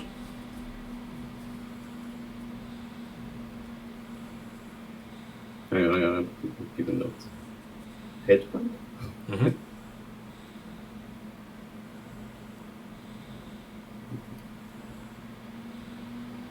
Staffs. 2 silver axes, did you say? Yep. So basically hand axes that are then silvered to. So say if you use them against like a werewolf or something, they would do additional damage. And 6 gold bars, did you say? Put 5 6-inch long gold bars. 5 times 6 inch. Okay. There also appears to be several scrolls that are written in Elvish, and then there's also a book which looks to be some sort of spell book.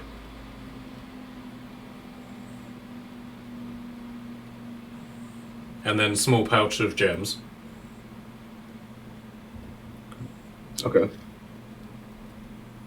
They don't mind for us to take all this treasure.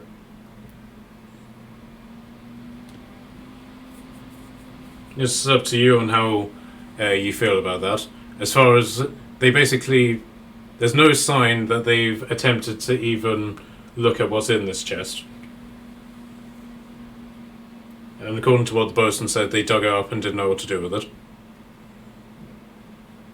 What the fuck says? Did it mention anything about keeping the treasure, or just to find it because they didn't find it? Yeah, if you look over your contract, you'll see that there's absolutely nothing whatsoever about what to do with the treasure once you've discovered it. They said they'd appreciate a good Yelp review. Oh, yeah, I'm actually really good at working with you. I mean, I would like to just sort of like take the chest and start walking over, loading it onto our ship. Did you say there's a bunch of like junk in there? Yeah, so there's a spent piece of leather, a sheath for a dagger but no dagger, but then a few pieces of parchment, letters, a rusted crowbar, some string which has been broken in several places, that sort of thing. I mean, I will leave the junk as some crafting materials for them. Mm-hmm. And as we are sort of loading onto the boat, I'll give him another gold piece and say that we thoroughly enjoyed the experience and would be ideally giving him a great Yelp review. Aye, that's very, very appreciated, sir. But also, you may want to take this, and he hands you a piece of paper. Okay. It's basically a 25% off coupon for your next stay. I will be sure to use this soon. Excellent, because we obviously know how to do maths, so we know what 25% is worth. It's Let's see a what we can fantastic, fantastic bargain. Incredible. Well, good luck, sirs, and think of us again when mentioning us to your friends, and also feel free to follow us online, as we are starting off our online presence as well. I will do that. This has been an experience. Okay, so you're basically just taking the ship back to Finn's ship now? Yeah, without any more questions, like honestly, because I don't think I want to know. Okay, right. So you end up back on the longship. So Finn and Finn and his dwarves help you sort of lock the boat in place and then help you on board with the chest. So back so soon, Lord. I was expecting something a bit more fighty. Be honest, me too. They were really sweet. Honestly, Yeah, that makes I so think many this of them. has to make them a little bit cuckoo. Well, what makes you say that, Lord? You know where you got the feeling? Ah, yes. You mean the feeling that I have around that Frank fellow of yours? I don't want to reply to you.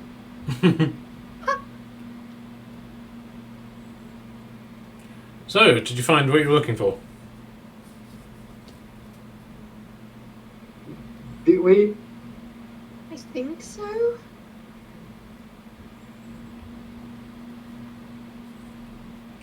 Well, that's good. That means that we can set off. We thought we saw the outline of a ship on the horizon, so we're going to head that way and see if it's a surprise that we can take. That.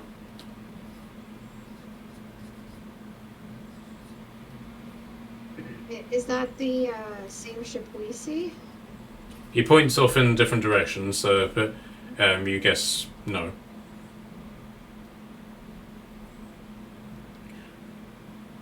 So Finn basically comes over to you. I'm assuming that you're going to go through the items that you discovered.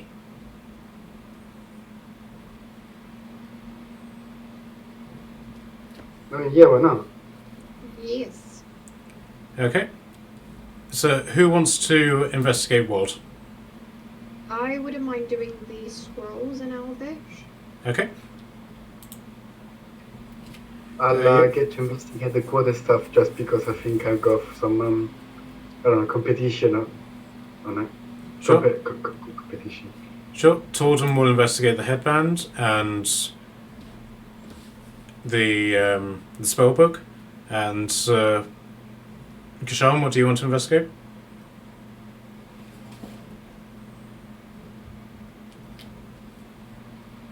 I think he muted himself again. No. Oh, Okay, Alumbo, what would you like to investigate? what we got left? There's the gold and the pouch of jewels. Me and Bree can take jewels. Okay. Okay, so can I get investigation from everybody, please? Investigation. Oh, 4. Yikes. Investigation. 12 from me. 19 from me. Okay, so right, so Tordon was able to identify the headband as a headband of intellect, which is basically something that boosts intelligence scores. Oh. Dinks for a lump of that.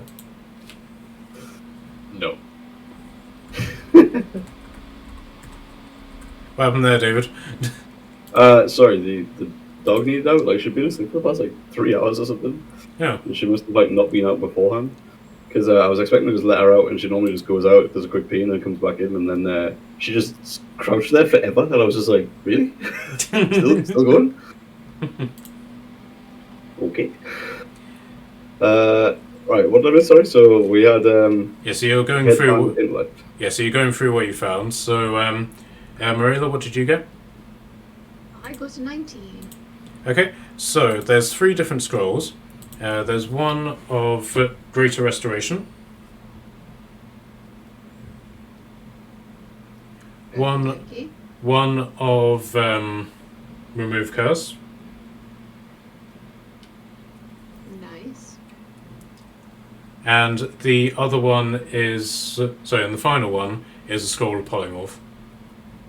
Ooh. But from what you can see, it's Polymorph to something very specific. Can I discern what? But you'll need to sort of study it for a while, because unlike the other two, which are basically just sort of like say the magic words and do this, the Polymorph one is quite advanced and quite lengthy.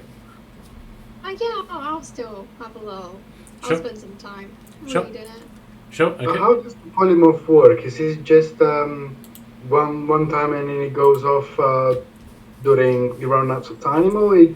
Yeah, so basically when you use a scroll, when you use it then consumes the scroll and it's a one-off use. Alright. But do you stay polymorphed, or it's on time? Like it's called? Yeah, so whenever you use Polymorph, you will eventually run out of it. So let me just have a quick look how long the length is. Yeah, it lasts for an hour.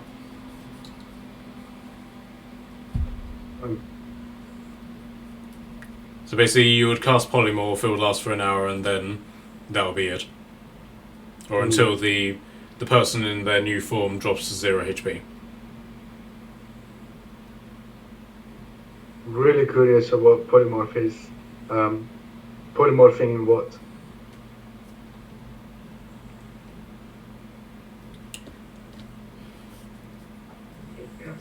You can take... So Finnan comes over and is like, well, we could take bets on what it does if you like. On the book, something really tragic. Imagine if it was like a dragon or a kraken or something like that. How awesome would that be? We don't take kraken anymore, we say sushi. Sorry, or sushi. Sorry. We could be little friends with sushi for an hour. If Use it on me. Use it on me. Use it on me. But we don't actually know what it is though. And what if, we throw you out into the sea and then, like, I don't know, you turn into a bumblebee? Bumblebees can't get wet. They Or can't me. fly when wet. I will wait. I will wait. You never know, darling. You could turn into me. That sounds so much worse. Never use it. Never use it. Never use it. Never fire. We should burn it. Okay, so Turk, what did you get? It was a 12. Okay, so there are 2 staffs. One has what looks like the sort of figure of a spider at the top of it. Ooh. And bear with me, let me just look at the other one.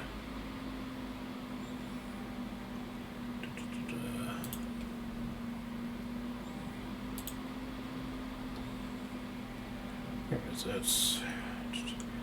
Okay, and then another one appears to be made out of glass. However, whenever you hold it and sort of swish it around, whack it and stuff, it appears to be as tough as if it was like proper wood. That's Sounds interesting.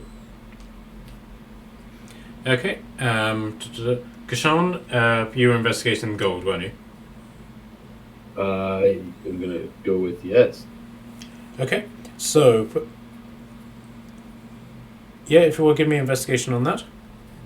Yes, indeed. That would be 17. Okay, so you have basically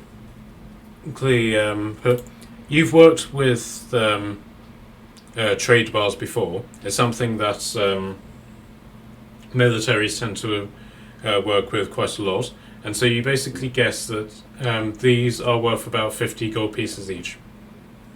Nice. Are there any sort of like marks or anything on them? Of, like, There is a tradesman's mark, which you recognise as the Bank of Waterdeep. oh. Back up, what, sorry? The Bank of Waterdeep. Ooh. This is some of that continent gold. Nice. Okay, what did you get, Lumber? I got 4. Okay, so the pouch, it contains 6 different gems, 2 red ones, a green one, a blue one, and then 2 yellow ones. But you're unable to determine what they are. And they all taste the same. Yes. Again, sorry. So 2 red, a blue, a green, and 2 yellow. Thank you. It could almost be, like that non-disclaimed, non-copyrighted purple guy from that famous franchise. I think he wears a nice glove. You mean Banos?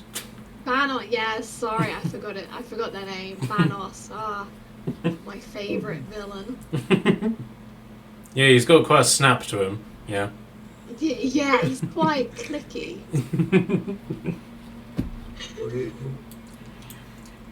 Okay, so after this sort of investigation, Finland comes over and says, "You may want to get that stowed below deck, Lord. We're closing on the other ship, and fortunately for us, they're not flying any colours, which means they're fair game for us." That sounds like an even better plan than whatever was going on in my life.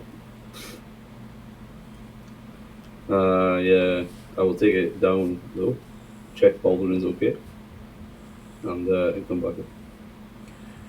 Okay, so in the time that it takes you to organise that, the crew have all sort of donned their shields and their armour, which they weren't in the state of before. They were very much just in their normal clothes, but now they're in their chainmail, their leather, that sort of thing. And Finn basically says, comes over to you, I want you guys at the front of the ship. When we come across them, we suspect we'll be going up against each other on opposite sides. Me and the crew will take on their crew, but what I need you guys to do is take out their officers, their captain, their bosun, and their oars, and their steering specialist. Once they're taken care of, then the crew should surrender without a fight. Oh, I am so down. Okay, so are you guys going to move to the front of the ship? Yes, sir. Yes. Okay, so Tordum is already there, hiding amongst the barrels. I tap on the top of the barrel as we go past to let her know that we're what the plan is. Okay, Lumba, are you going up? Yeah. Okay, so can I get a perception check from you? Indeed. All of us? Or? Oh my god, 4? Okay. You don't I don't notice. roll higher than like 5 all the time. Okay, so you don't notice anything out of the ordinary. Can I get perception checks on the rest of you, please? Ooh. Perception. 22. 16 to me. 24. Yeah, alright, this is not competition. I'm Okay. not competing. I can just Okay. see more. It's the elven eyes. Frank hasn't joined you. He's just simply standing at the other end of the ship. Oh. What do you see with those elf eyes?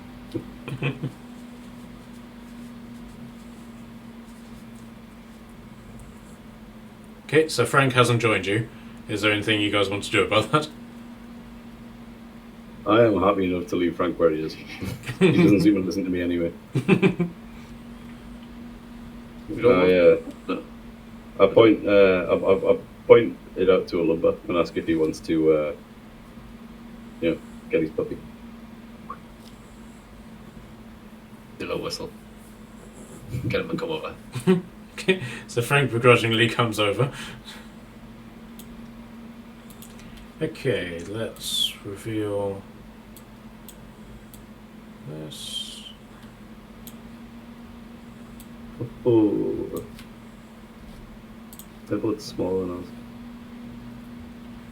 Okay, so Finnan blows on his horn quite loudly, and the oarsmen on this side all bring their oars in, and the ships are basically brought parallel against each other. Grapple hooks are basically thrown from the crew members on this side, and they start reeling the boats towards each other. It's very hard work. The crew members on this side, they're all gathering up swords, shields, and then the people on this side are all readying bows. Similarly, the people on this side are readying bows as well. Eventually, the ships are close enough together that you can basically leap from one ship to the other.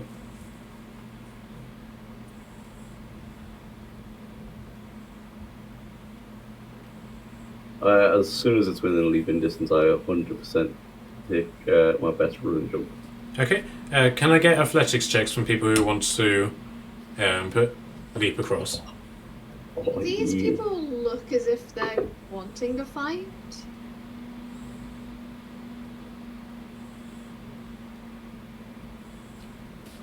I got an 18. Yep, you make it. Yeah, me too. 18. Yep. Nice. I also bring Frank. Okay. Did you just pick him up and jump across me? Yeah. Just pick him up. Yeah. Turek? I do not understand. Are they attacking us? You're attacking them. I was gonna say, Oh. do they look as if they're looking for a fight, like they were preparing for it? Give me a perception check, please. One either way. 17. Okay. The general sort of attire and sort of attitude towards all of this is just general fierce pirates. So you can sort of gather that this is something that they've been expecting.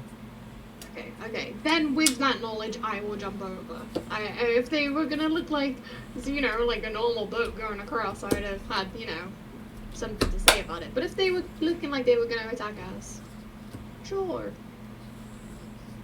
Okay, so can I get athletics from you, please? Natural 20. That's my Okay. second one, which goes to a 21. Alright. Turek, are you jumping over as well? I'm really scared, but yes, I'm gonna jump. Says the parkour expert because he's a monk. 18. Okay, right, so you guys all make it over.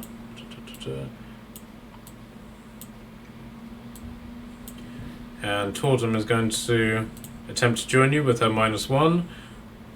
And she also makes it, amazingly. Okay, do you guys want to organise yourselves while I sort out what's happening with the crew? I am 100% going to be right up front, and I've got the 2 urchin spine short swords. I didn't say, would there be time to prepare anything as we jumped over or not? I'll say that you prepared over the course of the journey and stuff. I have my axe on my back, and I've got my 2 swords out to look as piratey as possible. I will have passed before jumping over. I didn't prepare it, never mind. Ignore me. What was it you wanted to prepare? It wasn't Spiritual Guardians, was it? No, I've prepared that actually. What spell was I thinking of? have no idea which spell I was thinking of. Alright, guys. Right, so you happy with that placement? Okay, can I get your initiatives, please? Oh, why didn't I even think about rolling initiative? 17 for your boy. 17. That 21 is the same for me. Okay, can I get the two of you to re-roll, please? We. Yeah. 10. I got another 17. You got another 17. Yes. Marilla? I got an 8. Turek? I'm not going last. Yay.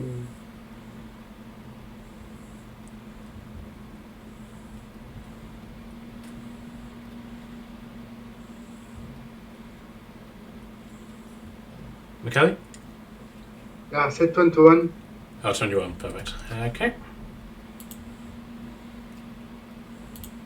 What is moving speed?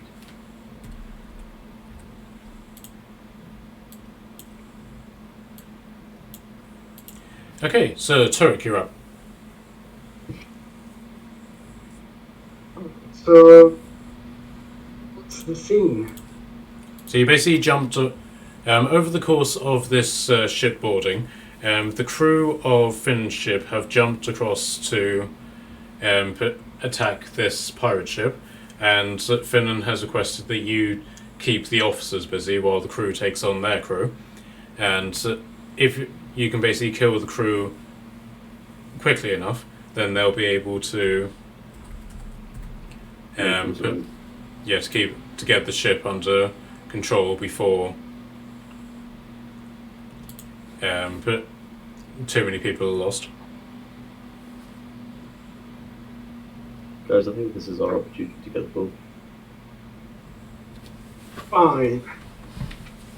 Let me get it.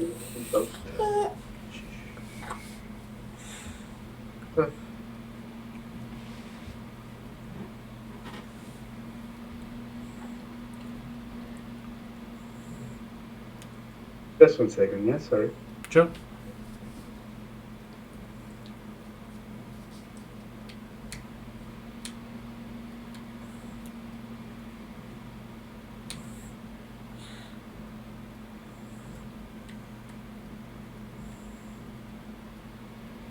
Alrighty, so I'm gonna place myself right in the middle just because I fancy to be in the middle today. Mm-hmm. And I want to activate my astral arms. Sure.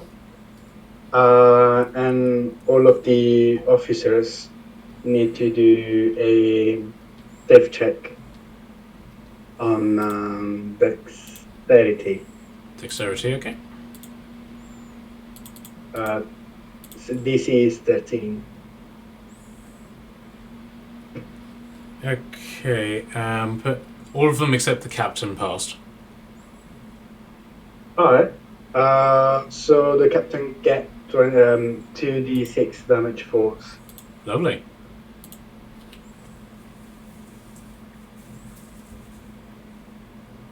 Uh, 6 damages.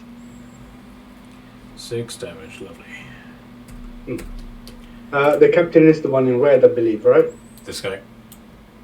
Oh, right in front of me. All right, cool. I'll bonk him. All right. So,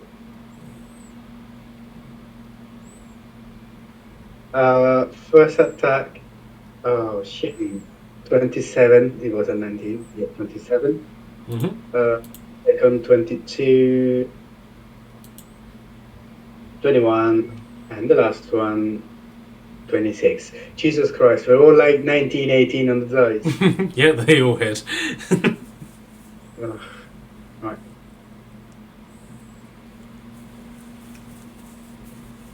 $11, 18, 29, Oh no, wait.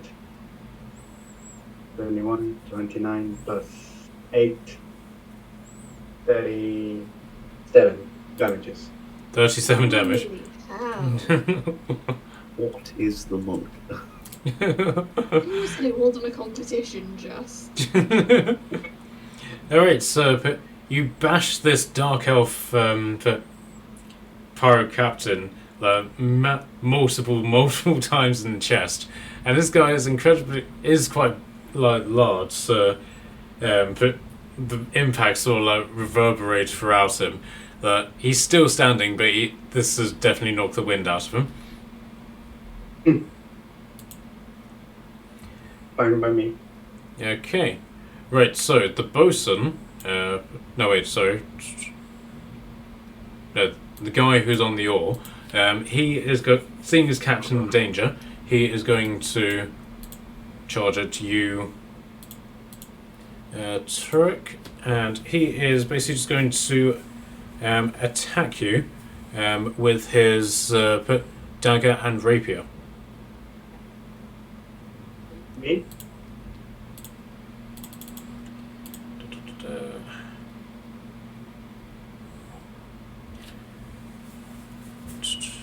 That's 12 plus.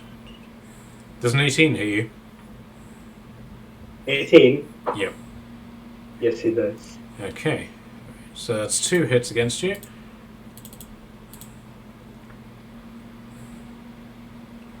So 14 plus. That's 22 damage to you as he attempts to slash your throat with his dagger. So he basically stabs you with his rapier, just under the gut. He attempts to slash your throat with the dagger but misses, and then simply slashes you with his rapier again for 22 damage. What a bitch. Alright. Okay, so then it's the captain. Now, despite the fact that you've just beaten this guy's chest in, he's seen a lumber and seen that he's even bigger than he is, so he's going to take a lumber on. Okay. So he's standing with a giant great axe next to him, so he's going to attack you with that.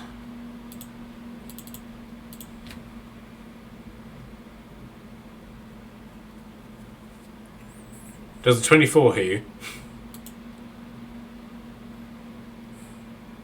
A lumber? How much is it, sorry? 24. Hell yeah. Okay. Right, so... Until I throw Frank in the way of me and take the hit. Whoa. 1d12. Okay, so 8 plus... 8.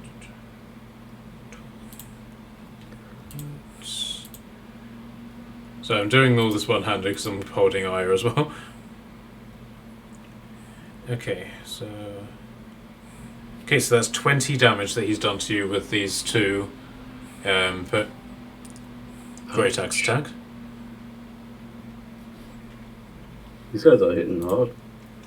Right, and now it's Kashan's turn. Alright. Doing my best impression of a pirate. I am going to attack with the 2 swords. Mm-hmm. How does this attack? How does this work attacks wise? Okay, so you basically get 2 attacks, which you can do with 1 sword, and then you get a bonus attack, which you can do with the other sword. So you basically get 3 attacks. Okay, cool. Alright, we're gonna go all 3 swings are gonna be going for this fella here. The bosun, yep. Yep. And we have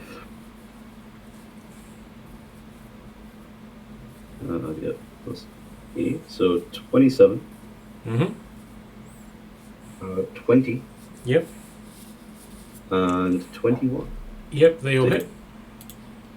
Okay, so 1d6 plus 5. So that is 10,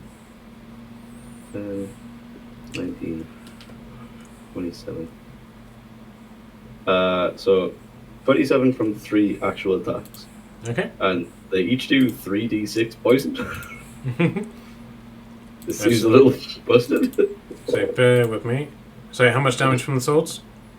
So it was. I rolled a 5, a 4, and a 3, and I get plus 5 to the damage. So 27. Okay, so 30. Okay, so now roll the poison damage.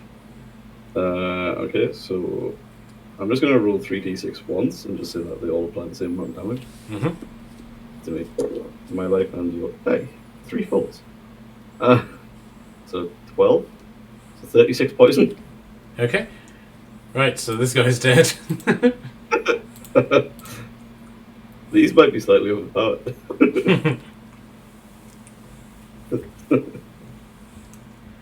Alright. You gonna do anything else? Yeah, look in absolute awe of these monsters that are blades attached to myself.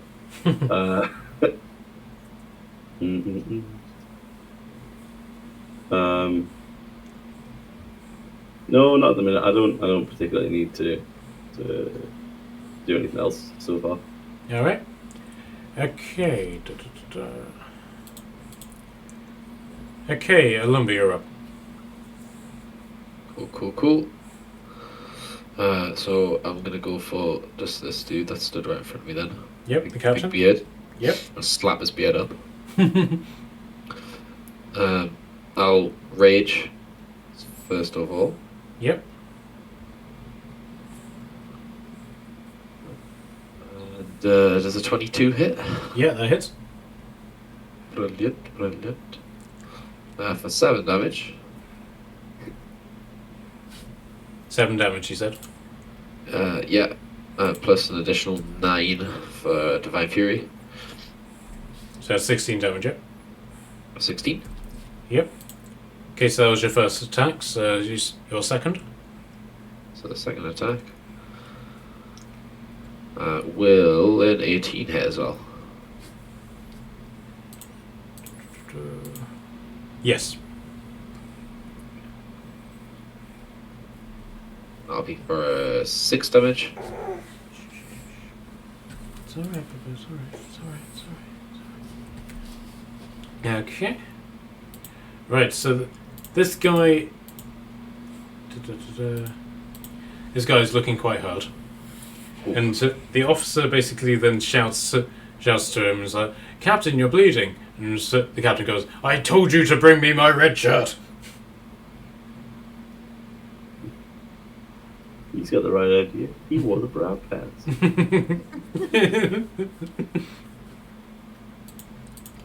Okay, right, so the bosun's dead, so it's Frank's turn. And Frank is not going to do anything, he's just going to stand there. I will not be happy with this response. He very clearly needs to be told what to do. Will Frank attack if I order him to attack? You'll I have think to... you should be specific with who you attack. Please be specific with who you tell him to attack.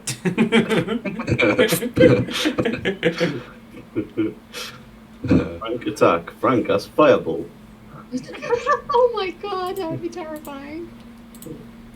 Okay, Frank, I need you to finish off the enemy that I was just attacking. Okay, Because so... he's close to death. Okay, so... Frank... Okay, so... Oh man, you used the words finish off. Oh, Why did your mind go there? Question mark?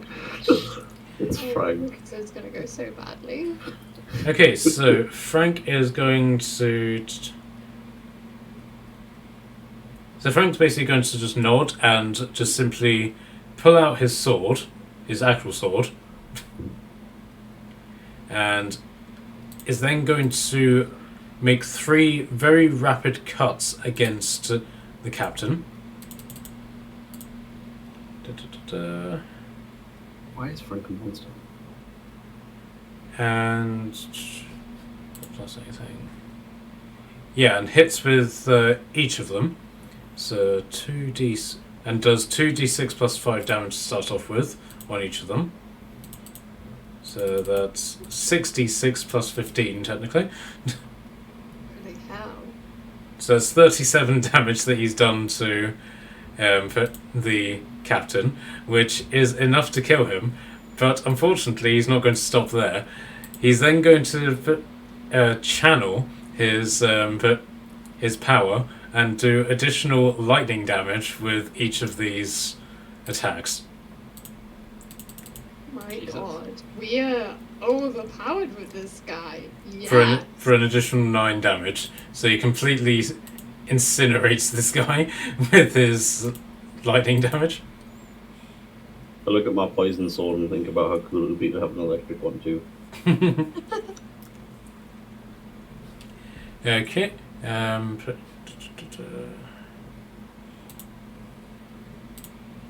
Okay, Marilla, you're up. Okie dokie. Yeah, I would like to. There we go. I am gonna take a. Wow, we got one guy over there. Who else did we need to kill? Is it the people in red? Or is it just as many people as possible? Just the guys at the top of the boat. yeah, Finnan asked you to attack specifically these guys, but he didn't make any indication of what to do after that. So, if the fighting is still going on, then you're free to attack the rest of the crew. Do I want to waste this spell slot when we might not fight? Yeah! You know what? I'm gonna cast Spirit Guardians as I run over here. So he appears right here. Alright. Do you have a particular one that you would like to summon? Have a look who I like the most.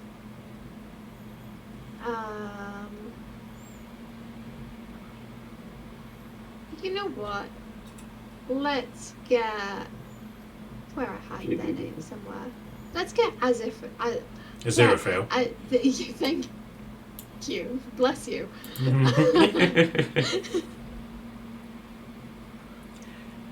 Okay. Welcome. I keep forgetting about Spirit Guardians. Does the turn that they're summoned also count as well? They flit around you to a distance of 15 feet. If you are good or neutral, blah blah blah. When you cast a spell, you does blah blah blah. Blah, blah, blah. It just says when a creature enters the area Okay, for so the first time or on a turn or starts its turn, then they must make the wisdom save. okay, let's go. Right. So is that your And then- main action? Hiroc, did you say you took some damage? I have took some damages, but I believe to be alright. Well, just to use that. No, it's an action. Never mind. I won't do anything. I'm just gonna jazz hands to the invisible spot where Azithriel is. Like ta-da! And then just wait for like in a couple of seconds where like this radiant force punches into the sky. Okay. Right, so Tordum is going to climb on top of Alumba's head. And seeing all of the people down here. 1, 2, 3, 5, 6, 7, 8. 1, 2, 3, 4, 5, 6. He's going to cast Fireball. We're on the ship. It's made of wood.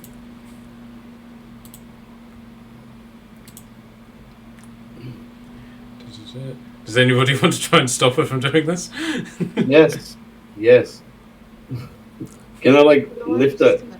Can I like lift her up and just aim it upwards? Give me a dexterity saving. Give me a dexterity check, please.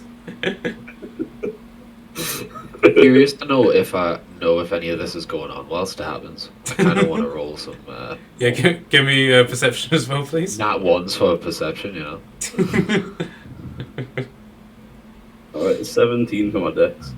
Okay, so you're successfully able to aim her sort of like more upwards, so that it doesn't hit the deck. It more just explodes in midair. And that does 23 damage to everybody in this area. Jesus Christ. I turn around and look terrified as you do with a toddler. Like, you know, you guys have kids, you know when they do something absolutely horrifying, you're just like, okay. and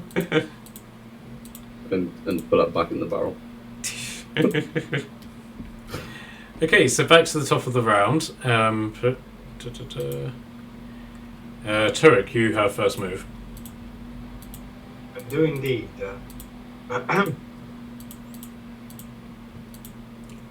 Alright.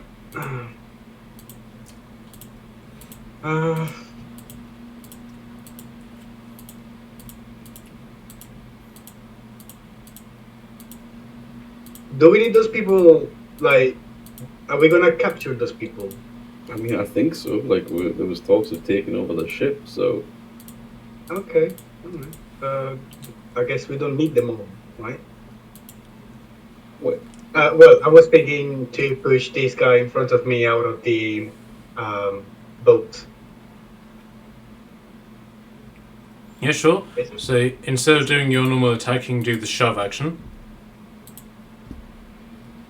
What action? The shove action. So when you using the attack action, you can make a special melee attack to shove a creature, either to knock it prone or push it away from you. If you're able to make multiple attacks with the attack action, the attack replaces all of them. The target must be no more than one larger size than you. But instead of making an attack roll, you make a strength athletics check, contested with their athletics, and you automatically push it 5 feet away from you per action. So I've got the oh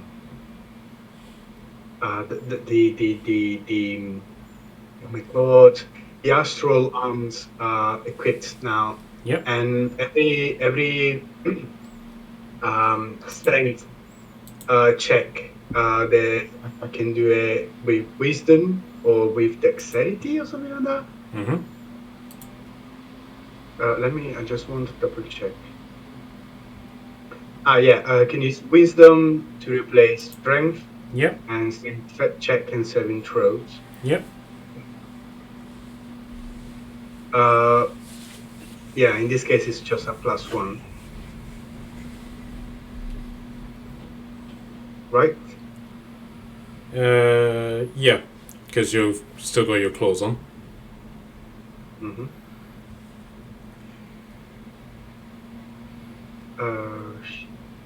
Cool. All right. Let's try to do it then. All right then. So give me. So you're using your wisdom, yeah? Yes, I am. Okay. So give me a wisdom check, please.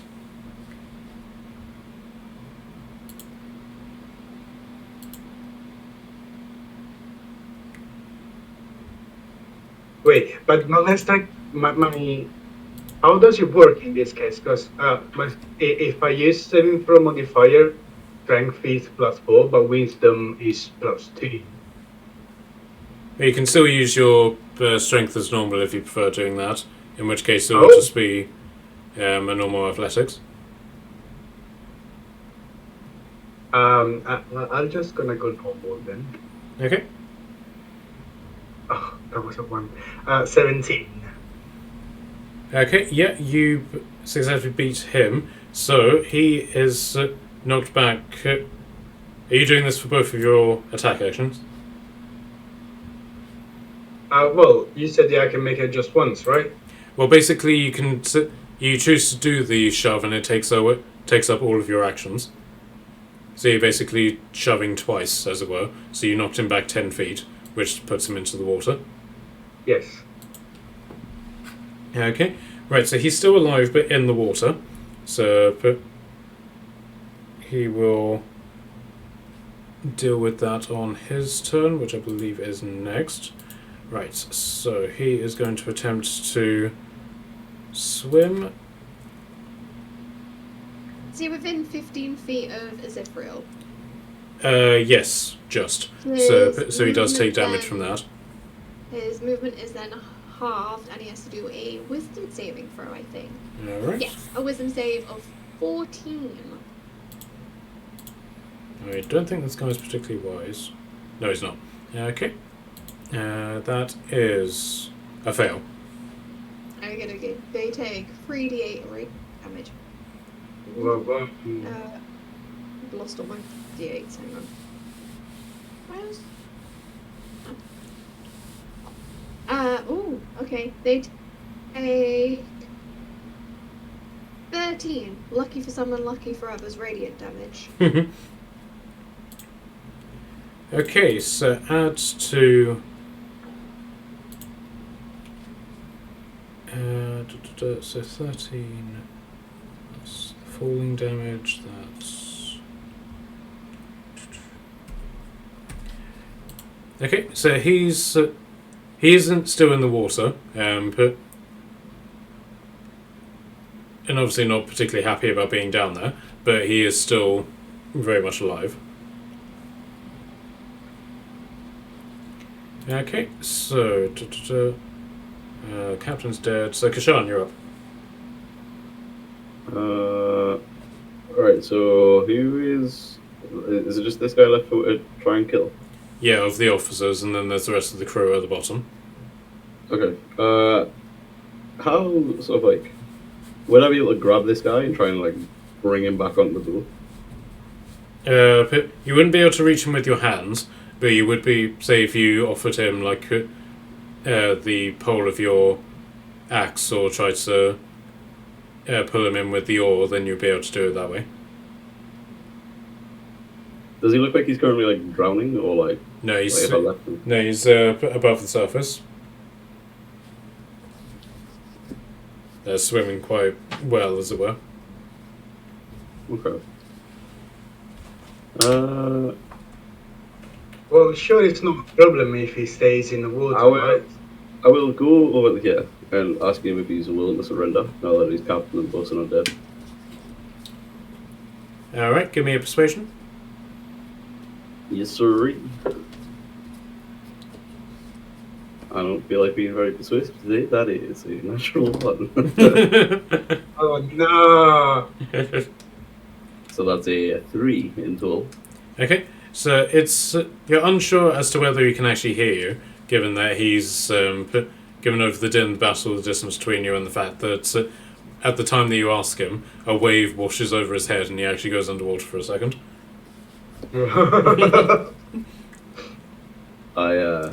So it was just bad luck.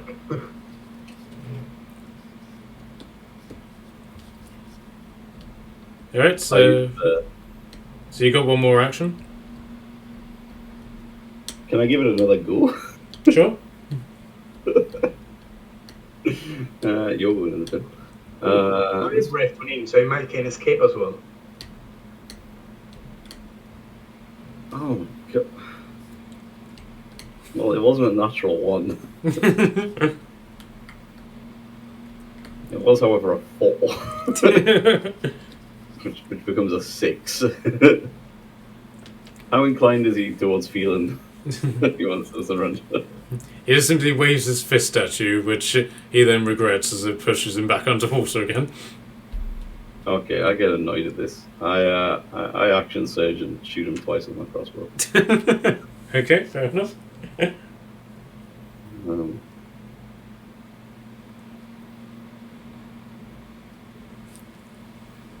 Oh my God.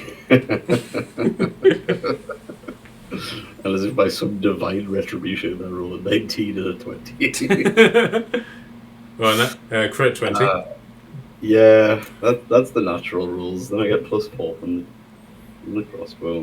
Mm-hmm. So 24 and 23. He should have just listened. Right, roll damage. Yeah, one sec. D10s. 8. So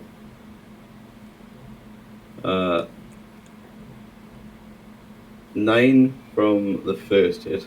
Yep. And then 16 from the crit. Alright.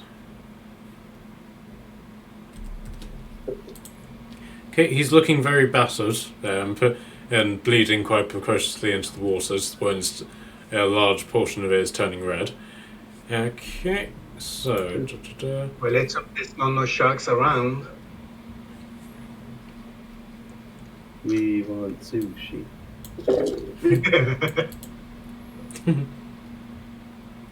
At that moment, the water is broken by Frank, No.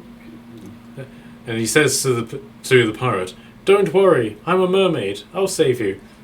He scoops up the guy in his hand and pulls him under the water.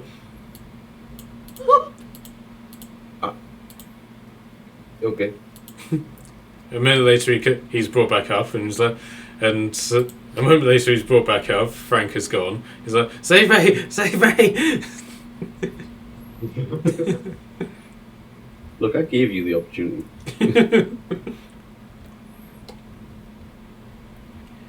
Okay, so Alumba, you're up. I kind of want to take my turn just to let Frank kill that last dude, or like the closest dude here. Okay, so are you going to give orders to Frank to dive into the water and kill this guy? Yes. Okay. Okay, so Bosun's dead, so it is actually Frank's turn. So Frank is just going to do exactly that. He's going to go, "Ah! Can I get a dexterity saving throw from you, Kashan?"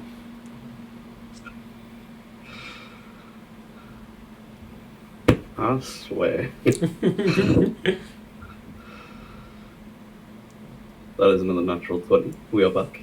Okay, so you just about managed to step aside as Frank just dives straight into the water, but sword first, and skewers this guy in the chest. So he's going to... Oh crap, I deleted the page that had Frank's profile on it. Give me a sec. Right, so he's then going to just make 3 attacks with his sword.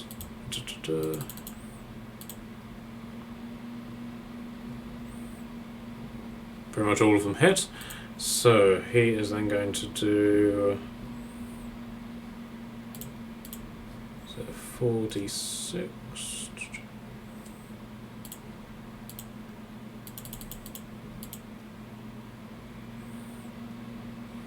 Okay. Again, he's completely annihilated this guy, just cuts him to shreds, and then, to add insult to injury, applies his lightning damage, which unfortunately electrifies pretty much the entire water around you. For an additional 2 damage.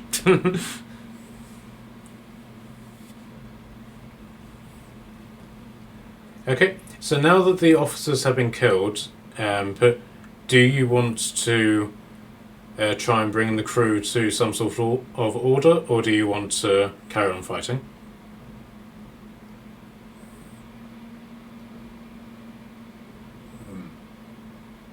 Be done. I'm sure we can stop them fighting. I was muted, sorry. Okay, so who wants to try and persuade the crew? Ooh. I've not been rolling well. I'm going to pass that on to any one of yous. Jeez. Well, I've got +2. Oh, I can spend a key point to make my voice louder to that everybody can hear me in 600 feet. That's Well, all. I can help with that and make like some noise, and I could maybe use Zephril to stop them running. I don't know if I don't think Spirit Guardians works like that, but you know, you could ask. It'd be like, hey, can you just stand over there and just like make everyone move a bit slower, like they tend to when you're around. So Zerafel basically just looks at Aeon and like, "Sure, if that's what you want me to do, just as long as they move into the area, I'm fine with that." Do you like pop down, like just like you? You're gonna just see her turn to this invisible space, be like, "Hey, could you just like fly down just a tiny bit, just so you're in the middle of them? You can float, so you're not like next to them." Is over here okay? Perfect! And I just give him a thumbs up to his fighting crowd.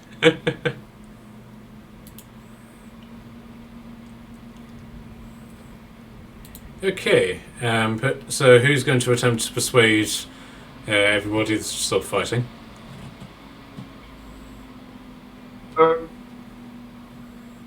If I raise my voice, do I get just 1 second.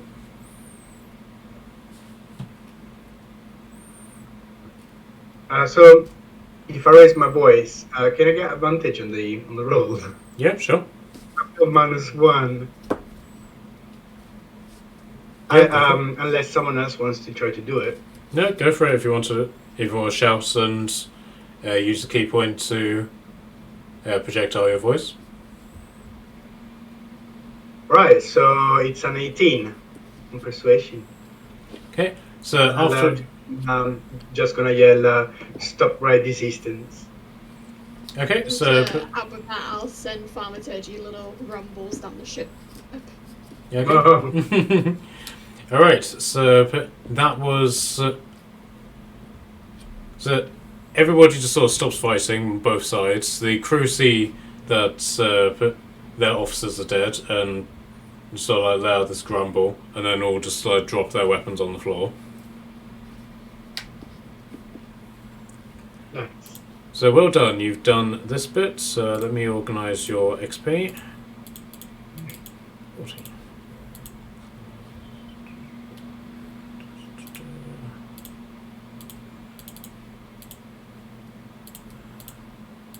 Okay, it's not much, but it's 500 XP each.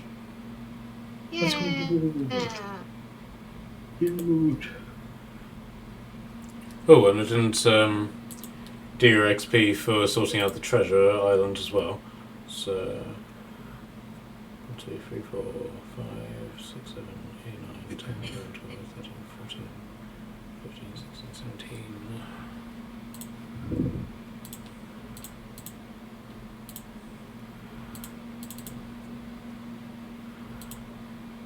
XP should I have? Because for some reason my XP bar has went to 1.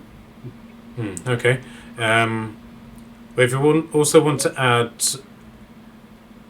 put 2000 XP from doing the island as well. So let me figure out how much that would be. So add 2,500. Give me this guy. Right, so your XP total should be at 27,300. Yes. Alright. Correct. Cool. That was weird. All my stats stuff are still like level 7, but for some reason, like when I put the XP on, it's level 1. I was like, oh, okay. Yeah, I've been noticing a lot of problems like that on my Curse of Strahd campaign because the entire situation, the entire game crashed on D&D Beyond, and we had to pretty much reinstate every single character and level them up to level 2 and stuff like that. So might be a problem with the actual server. Question: Are we still exhausted? No, you've had your long rest. Okay, good. We didn't turn it off. That's right. Okay, right. So Finland's crew lets out a hearty cheer and starts taking the ship under their own flag. What do you guys want to do?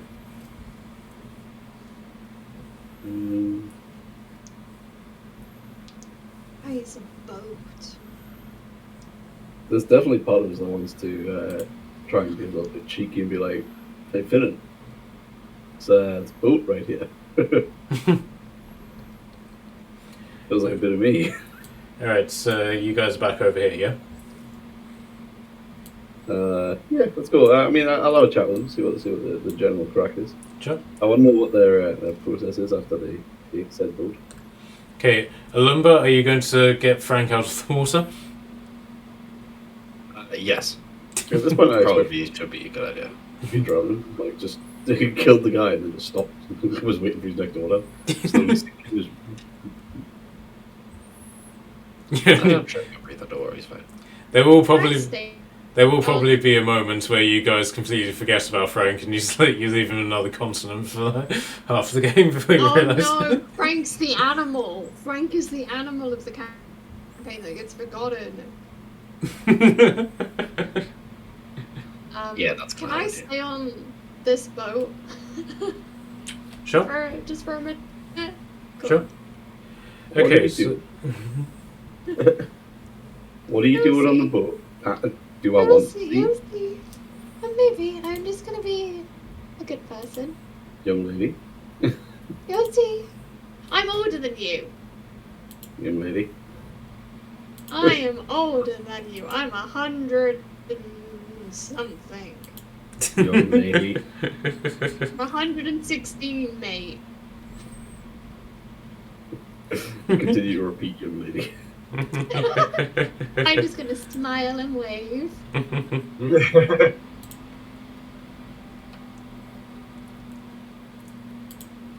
I have that look of concern. I get back, do a head count and realise that we're missing one. Realise that it isn't the one that Just normally like- shoots. Realise it's the one that doesn't normally shoot fire at things and have a brief sigh of release, and then realise it's the one that has slight homicidal tendencies when she's left alone. You're like the dad of the group. Oh my god. Hold on, wait, what? Right, we're missing one. Okay, so who do we want to do first? Do we do what Marilla's doing, or do you want to have your chat with Finnan? Oh, let's do with Mariella because she's alone and she deserves the spotlight. Yeah, that's yeah. Well, thank you. I was just gonna be the dumbest thing and like freak these people out. I was gonna walk up to where Ziphril is, Mm-hmm. in which is he still invisible? Yeah. You're the only person who Okay, can see him. good. Cool. I'm gonna go up to him and like, thank you for helping out a little bit. That was really useful. You can go now. I'm sorry there wasn't like loads of fighting. I mean, there's lots of people here, but we shouldn't kill them. It would be quite mean. I mean, I know they're pirates and like could be bad, but I don't think Illyria would like it if I was to use you to kill all these people. And then I just want to then look around and smile at the people, and then carry on talking to them like we should let them go. Like maybe send them to prison for a little bit to stop being bad people who pillage and steal things. So And Zephyr then become good. folds his arms at this and says to you, like, I don't know, like, a good bit of smiting never killed anyone. Well, it actually does, but those people deserve it, I think, so, yeah. Two does kill people, and we collectively as a group have killed a few, and I'm pretty sure maybe if you just gave them a little zap, not enough to hurt them, just so there was something there, and maybe the temple would want a few new followers. I don't know. How would you like that, guys? I don't know, your mortal versions of zapping and mine are quite considerably different. Like, what I consider a mild zap would be enough to vaporize most people. May I demonstrate on you? Of course. And I'm gonna give him a tiny pinch. Like that. He goes over to the pyro that's in front of him and attempts the same thing. One moment. I just need to get an angel's profile up. Bear with me. Okay, guys, this might not have gone to plan, but it's Okay. Okay, and he accidentally does 4 damage to them. it's fine. It's fine. Are they still alive? Just. You just hear the sound of like an arm breaking. It's like, ah! I mean, that's a bit more than a pinch. But I think that should be enough smiting in case it goes slightly wrong. But you know, maybe me talking to you in front of all these people, you know, would help them see the light in Lyria, the goddess of joy, and, you know, become good people who maybe steal from the greedy rich and give to the poor. A bit like a tale I heard of this guy called Robin Hood. Oh, you know Robin Hood? Yes, so do I. He's in Elysium at the minute, you see. He's real? Oh. Can I have a look at Can I look around at the pirates and gauge what they're thinking? Yeah, give me insight. Oh, I don't think I had anything. I do. That is a non-natural 20. Yeah, the pirates are just they're not necessarily looking at you. They're doing their best to not. But they're basically just sitting on their benches with their hands on their heads and just like crazy. And I want to sit. I'm gonna go and sit down next to one, and I'm gonna put a hand on their shoulder, and be like, "You can relax. We're not going to kill you. I mean, that one over there definitely has a broken arm. I'm sorry. It was the guy who you can't see. I know it's insane, right? But no, I think there should be a lesson for you all, and I'm going to try and make them all look at me like, look at me, there should be a lesson for you all. I think what you're doing can be rather mean, rather cruel, and honestly, you're not going to go anywhere good if you keep this lifestyle up. So I think you should turn over a new leaf. Go and spend some time with nature. Try prayer. Worship and prayer. You know, heal your soul, become good people. I believe in you, and I know as Ifril here does. He's the angel who you can't see. Yeah, the really weird thing about this is that I actually have a script prepared for this if you do actually succeed this check. So can I get persuasion from you, please?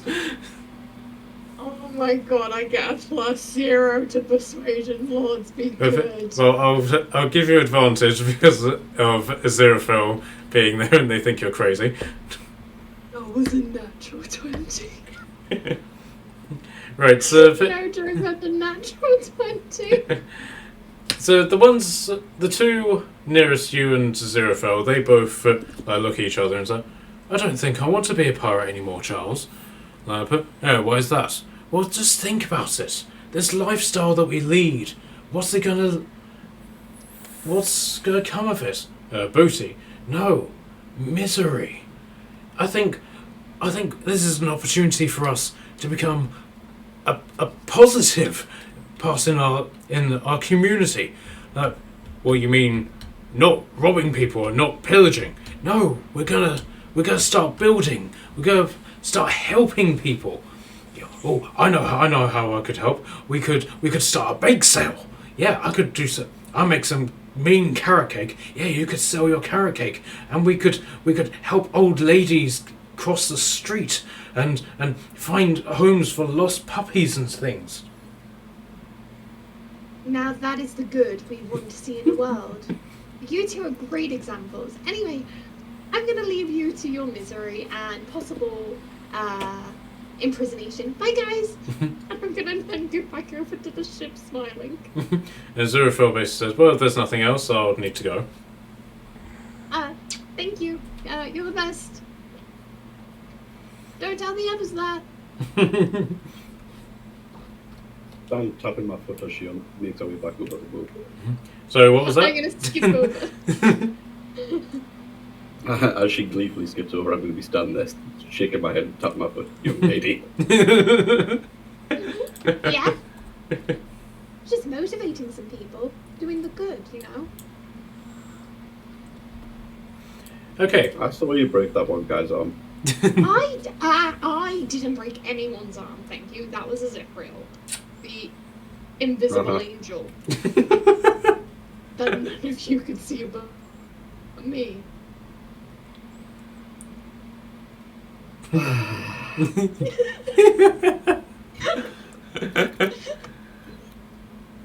Fingers between the forehead, sheer exasperation.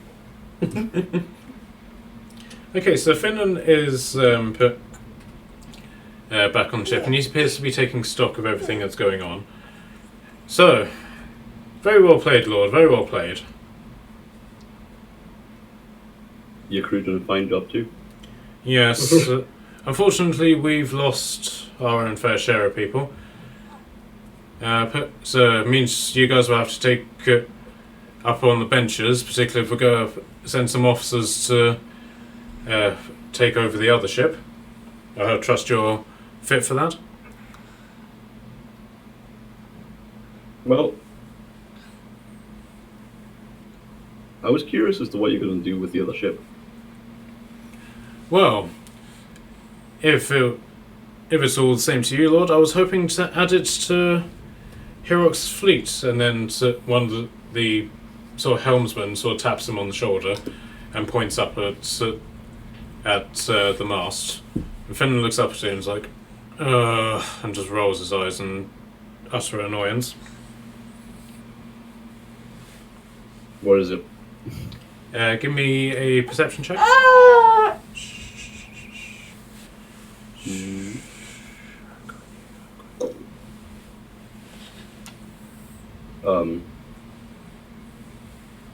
16? Okay. You can see that the flag of Aqua Veda is flying at the top of the ship. Was it all in Aqua Baden ship? And so Finland basically just said, "Who put that bloody flag up there?" And the helmsman points at one of the Saxon soldiers. And so have that man flogged. I'm sorry, Lord. It seems that no one's getting this ship today other than the king, because we're flying the king's colours. So every action that we just did is in the name of the king, in all that bloody glory. What happens if we took it down? Oh, if this crew was completely filled with dwarfs that I trust, I'll be more than happy to oblige. Unfortunately, we've got Saxons with us, and I don't trust them as much as I could impale them on a spear and then throw them. That's fair. Yes, they'll report to the king, and then the king will know that we stole from him. Hiroc will then be forced to punish us, and it'll be very, very boring. That is a shame. I didn't. And I don't suppose the king would probably, not look too fondly on it if you just so happen to lose all of the Saxons. Ordinarily I would, trust me, they're worse fighters than, well, Saxons. But as you can imagine, the king isn't particularly happy with his best force being a foreign entity, as it were. So these Saxons are here to keep an eye on us and keep us honest. Huh. No, I jest, mostly. Didn't the king possibly mention if we got a ship, he would help find people for it or something like that? Yes, but unfortunately, he's already claimed this ship, as far as anyone here is concerned. Lyria, damn it. At which point, Well, I won't too Oh no! young lady. Does anyone else see them? Is that, tut tut, don't speak about my aunt like that. And then disappears. Anyone seeing that? Simultaneously, I turn away and say, I thought better of you. Oh, Papa, goodness. At least he wasn't reprimanding me for saying that as Israel was my favourite. I should not have said that out loud. We need to have a chat about your imaginary friend. What did you say out loud, darling? I missed it. Oh, goodness. He's real, right? Everyone can see him. Yes, of course, it's Frank. Well, you're contemplating my sanity right now, so I have to be sure. Are you not contemplating your sanity? Never, because I know my sanity is whole and real, and you guys just don't believe me that I'm seeing archangels in front of me sometimes. You did just question whether or not you could see Frank. Well, that's because you made me doubt myself for a second, which, as a friend, is quite mean. Yes. My sanity is 97% there. Well then, my apologies, young lady. I'm older than you. I'm 116. And in Alpiez, are you not still a young lady? Yes.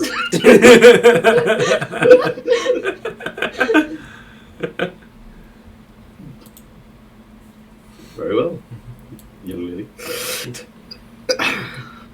I'm gonna fake pout and cross my arms and like glare at you for a second. Okay, so the Finn's like, well, if you want to help secure the ship is secure. We need to figure out what they were carrying, if anything. But either way, the King's gained a new ship, so I understand that you may have pissed him off somewhat recently. So if I was to present this to the King as a gift from you, I suppose that would help quite substantially in regards to repairing that bond. Yeah, I suppose that seems reasonable. Okay. Right, so do you want to help secure the ship, or do you want to stay on board Finn's ship while the rest of the crew sorts through everything? I'm curious to see if there's anything about you or interest over there. Okay, so you spend the next couple of hours of daylight just sorting out the ship. All of the dead bodies are unceremoniously thrown off the ship and into the water. So the pirate crew took a couple of casualties, which don't appear to be mourned by anybody.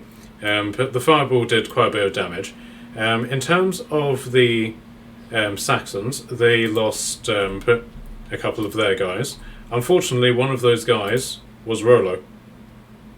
No. No. So the Saxons and Rollo are brought beneath deck and wrapped up in their hammocks. But in terms of Rollo, however, the dwarves keep him on deck for a little bit of time on his rower's bench, sort of like as his place of honour, and each of them offer his dead body either coins, jewels, or silver bracelets, that sort of thing, for him to take with him to the afterlife.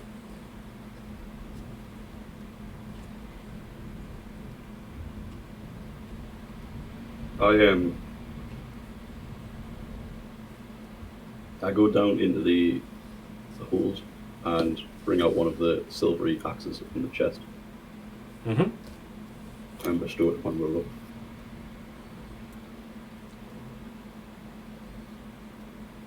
Are any of the others? Are any of the rest of you going to do anything? No, it's not gonna work, but this is what something she'd do. Can I go up? I'm gonna kneel and take one of his, like, place my hand on top of one of his hands. And even though I know it's not gonna work, I still want to try cure wounds. Okay. Right, so it does have an effect on his body in that the wound that clearly killed him closes up and makes his body cleaner, as it were. But it's definitely too late. Yeah, but it hasn't revived him. With that, I'm gonna, whilst I'm doing it, I'm literally begging in my head, literally being like, "This is a friend. Bring him back, please." Okay. But Turk, can I get you to do a religion check, please? Oh, coming. Coming on. Religion. Rolling. 17. Okay. But aside from like the general sort of distance between different religions, the one thing you do know about Vikings is that death isn't considered a bad thing for them. They get to go to like their paradise place where they get to have eternal feasts and stuff like that. So, given what you know about Rolo, he doesn't seem to be the sort of person who would really want to come back to life Okay. in exchange for like being able to feast with his gods and stuff like that.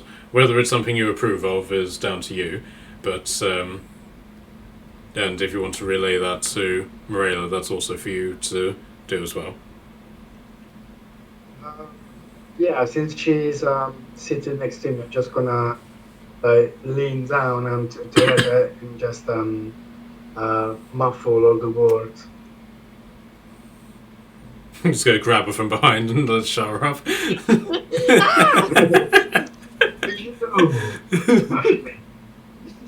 Shh, go to sleep, go to sleep. I put down the book. What is my knowledge about vikings on her?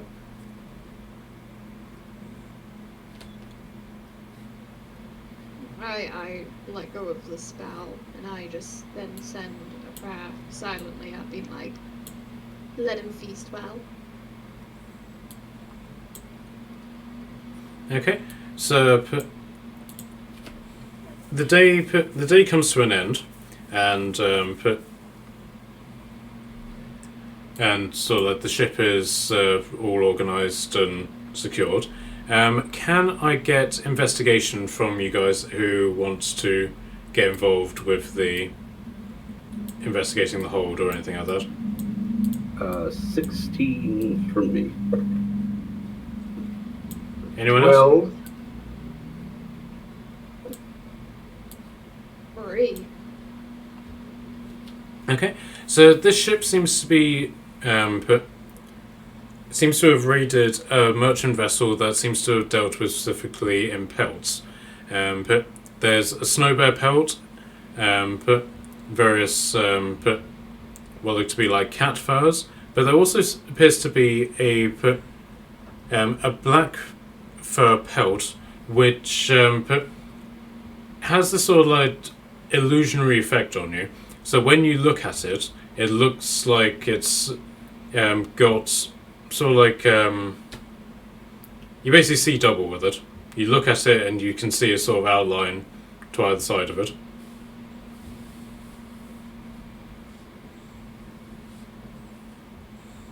Sorry, what is it again? It's basically a black pelt with tentacles attached to it, but as you look at it, it's almost like you see double with it.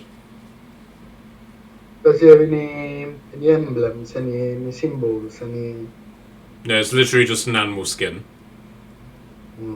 Ah,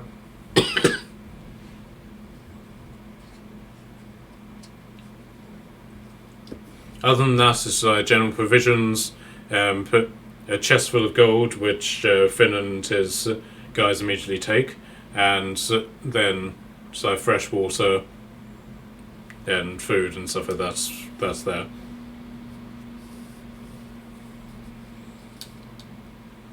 Okay, so night falls, and the two ships go into anchor, and they light their braziers. But back on the ship, offerings are still being made to Rolo, and Finland comes over to you, and to you, Kashan, he basically just hands you a pouch of gold, and so here's your share from taking the ship. Okay. shit. I will take it and sort of share it out. Amongst... Okay, so this basically equates to 10 gold each. Nice. And also, he sort of chews his tongue a bit and says, I think Verolo would have wanted you to have this. And he holds out to you what looks to be a strip of carpet that has what looks to be humanoid hair attached to it. That's in the sort of copper sorry, the sort of reddish hue of Rollo's hair.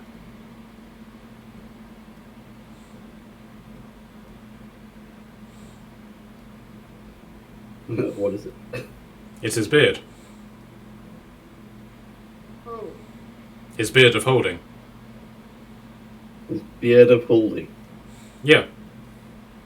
We've all got one. And with the sound of Velcro tearing, he peels back his own beard. And you can see that as he does it, it's got a very similar look about it. It looks like it's a strip of carpet that's basically just attached to his skin. Can I get a perception check from all of you who are interested? I'm so interested.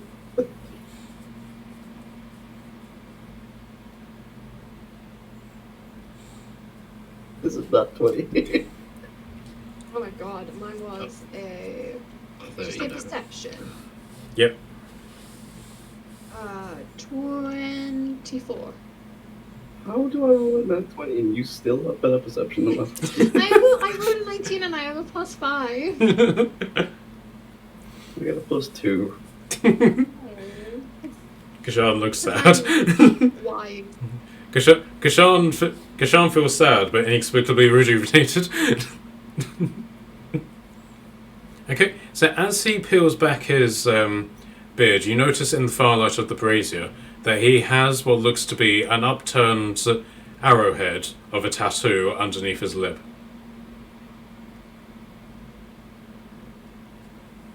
An upturned. Under his lip, as in like on his chin or like on his lip? Yeah, just underneath his lip, in between his lip and his chin, i.e. that. No way. And so he then reattaches the beard, which basically seems to sort of latch onto his skin and then just simply hang down again. It's quite simple. You just simply attach it to your chin. You grow a fabulous beard, which has capacity to have things stored in it. He reaches into his beard and he pulls out a flagon and veil. Do we need to have a conversation about that tattoo? Yeah.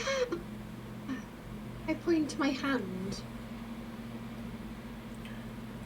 Yes, it is a very interesting concept, isn't it? You're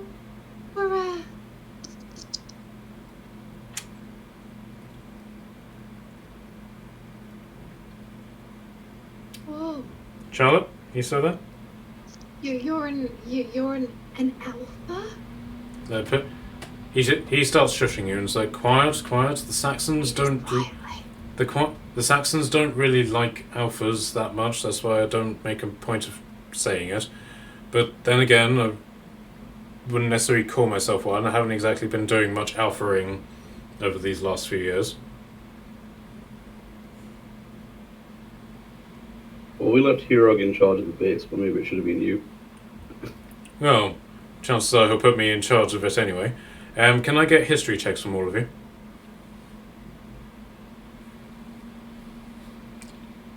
The history is not great. Hooray, woo! So, 11. Team for the boy. Oh, an 8. I have a +4 as well. Well, Tell me with 11 I win. well, Tordum has a +8 and she only got 14. So. Oh, only a 14. +8. That's kind of wizards, man. Wizards. But so Turek, this actually makes sense to you, mainly because once upon a time you found Finnan actually inside the Alpha base. You didn't explain how he got in there, but it does suddenly make sense.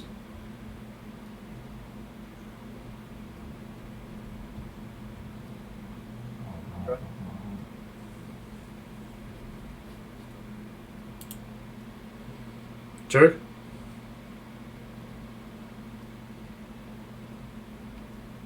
Hear me? Yeah, we can hear you now. Well, now. I said yes. I have knowledge oriented I knew it from the beginning.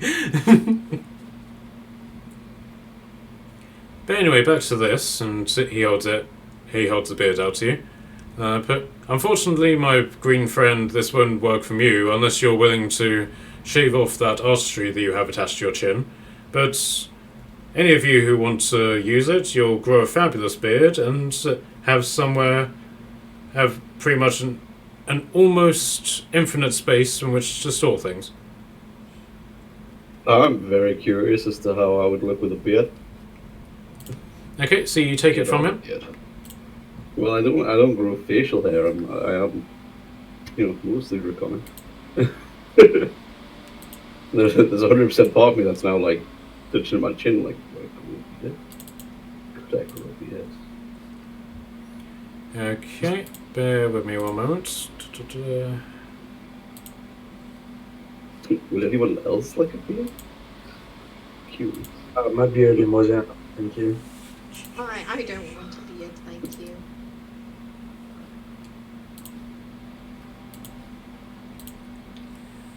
Listen, beard. Hold on. Let me quickly take a picture, and then I'll be able to send it to you. When did Finnan get into the Alpha Base? He didn't come into the base. He was outside with. I thought he got into the base. Yeah, he did get into the base at one point, and but when you asked him how he got there, he just simply said, "It's because I'm Irish. I can go anywhere." Oh yeah, he my did. goodness. I can't find the session notes with it in. I was gonna link my notes together, and I can't find. If it helps, it was in the session that I've just uploaded onto YouTube. Oh, that would be great. Thank you. Yes.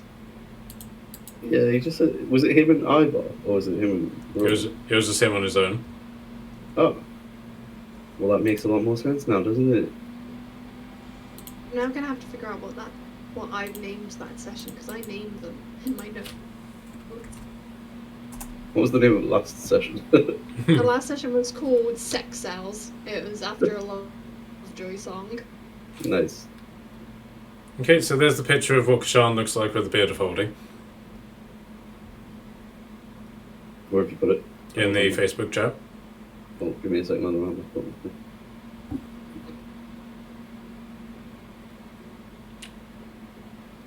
Nice. That actually looks really cool. Can I dye it? Yeah, of course. It's currently red because that's the color of what Rollo's beard was. I mean, I am fully down to take this if nobody else wants a beer. Can I put my backpack into the backpack? Yeah. As long as it's not another bag of holding. I Yeah, don't know how that ends. Yeah, as long as as long as it doesn't produce its own sort of like black hole, then or interdimensional space, I believe, then yes, it will work. It's so fun doing that. I'm currently in a campaign where we've done that on purpose and are now adventuring the astral plane. What? What did you get rid of? We created a nuke by placing multiple bags of holding inside of each other and entered the astral plane in a rowboat. Oh. I helped kill thousands of people. Right. For those of you who don't know, if you put a bag of holding inside another interdimensional space, like a portable black hole or a bag of holding, it basically creates a massive black hole that sucks everything into it and is one way. Right. So you've basically got part 1 of D&D nuclear weapons.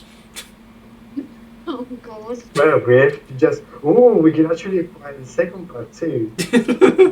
Let's not. Let's not kill somebody for another beer.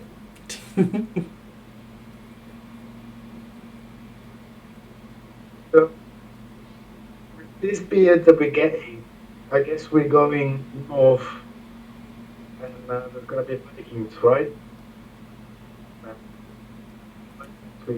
to be. So, Michaela, you're phasing out as you said that. Oh no! Motherfucker. Have we heard that? Yeah, we heard that. What comes through cares there. Well, okay, I guess you can hear me now. Nothing. Just thinking aloud, and maybe we're gonna encounter some Vikings along the way now, since we're going north. That's true. And if we all got a beard, we can all take the Viking part and be them friend as well. Yay, thumbs up. Don't worry, I've got a picture of what Morella looks like with a beard as well. Oh no! Please do! No. I kind of want to see, but I'm terrified. Give me a minute. Da-da-da. There we go. Oh goodness, I'm scared.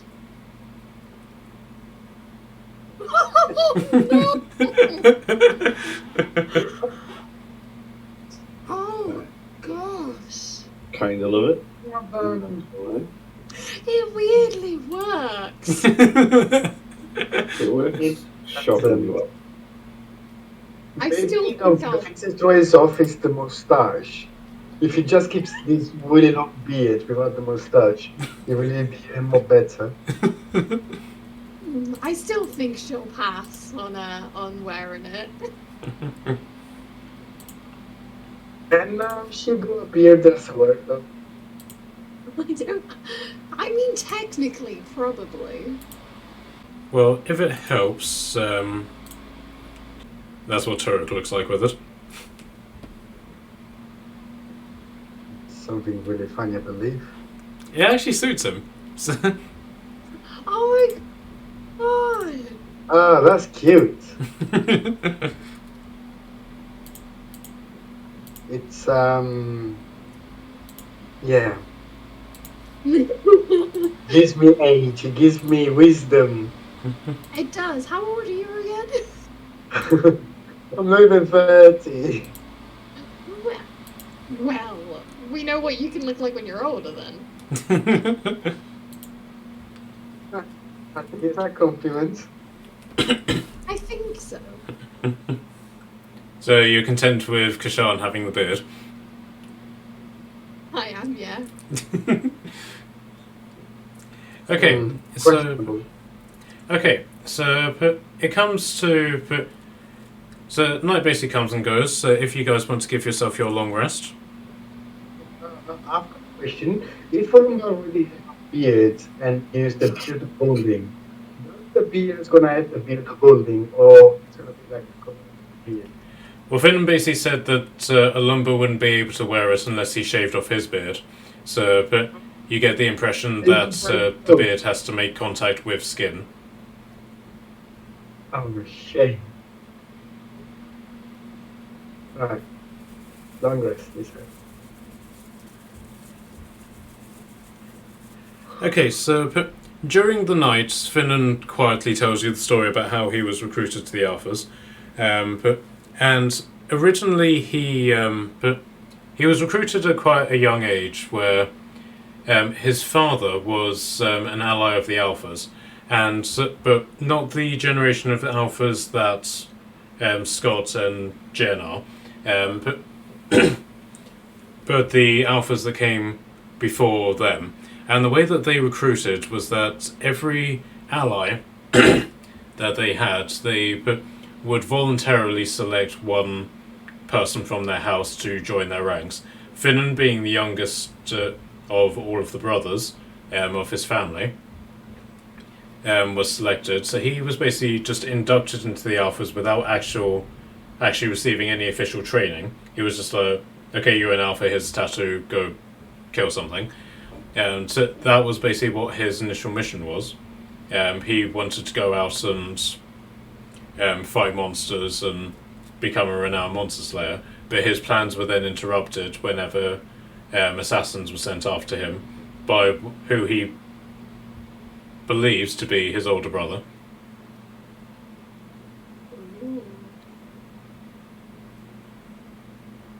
Wow. He was older than us in the seconds. So does he have a clue where he's in? Sorry? Does my God? Does he have a clue where is his brother?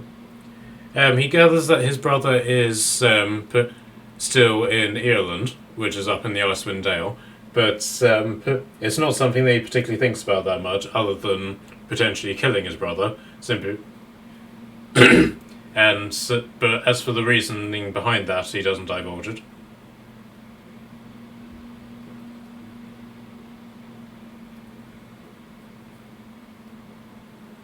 Well, sure.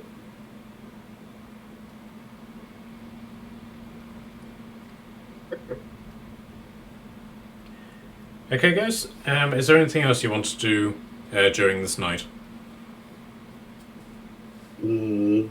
No, outside of just sort of checking on Baldwin and stuff. I'm good.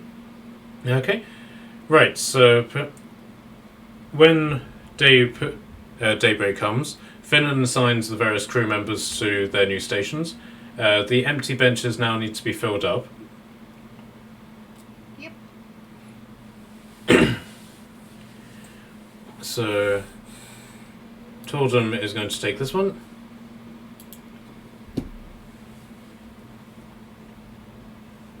I'll take Ruler's bench. Okay. Turek, where are you going? Sorry, I spaced out. Well, what is happening? You need to take up a bench to help row. Oh, I'll roll behind Mariella. Okay. Elimba, where are you going?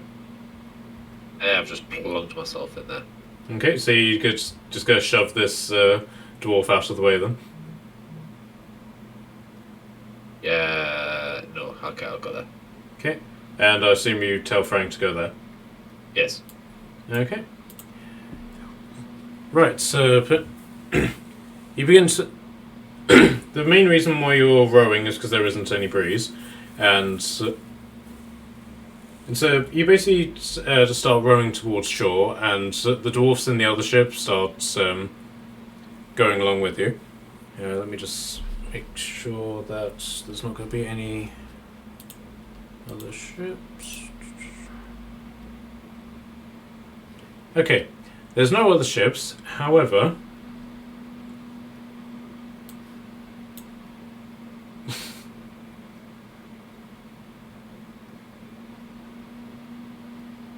Guys? Hello? I immediately sprint to the front of my ship. I. Wait, what? Is Oh! it sushi? That thing cut out of my Sad. audio! Yeah, I heard literally nothing. Oh! Is it him? Right. Is it sushi? Is it He looks sushi? bigger. Yes, it's sushi, and yes, he is bigger.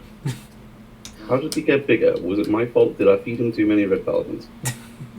So, He's a growing baby. so Finnan comes Sushi. rushing over at full sprint and is like, "Oh my god, it's a kraken!" Sushi! I Wait. stand with Anyone arms we wide can eat open. it?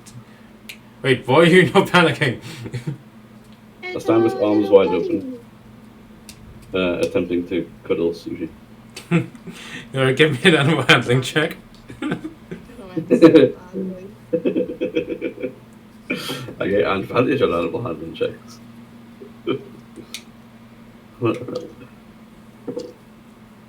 That is a 19.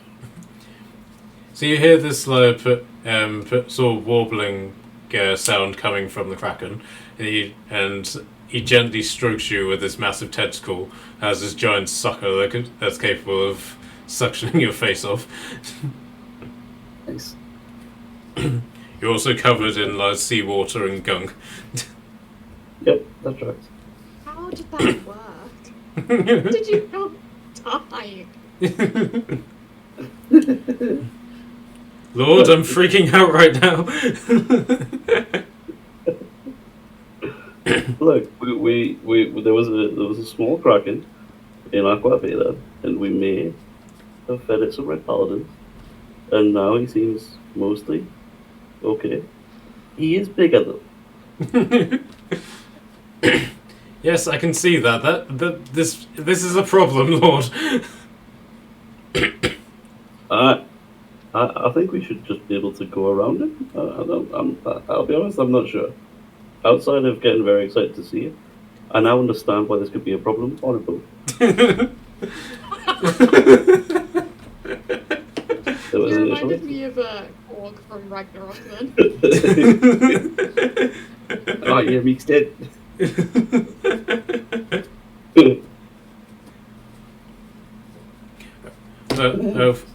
All right, Lord.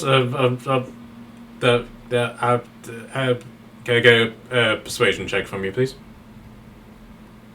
From me? Yeah, please. To Finnan. Okay. So, like, get him to chill out? Persuasion? Do I get +2. 16. So, okay, Lord, I'll trust you, but no, wholeheartedly, I'm expecting to die right now. Yeah. All hands to your oars. Seriously, to your oars, like your life depends on it.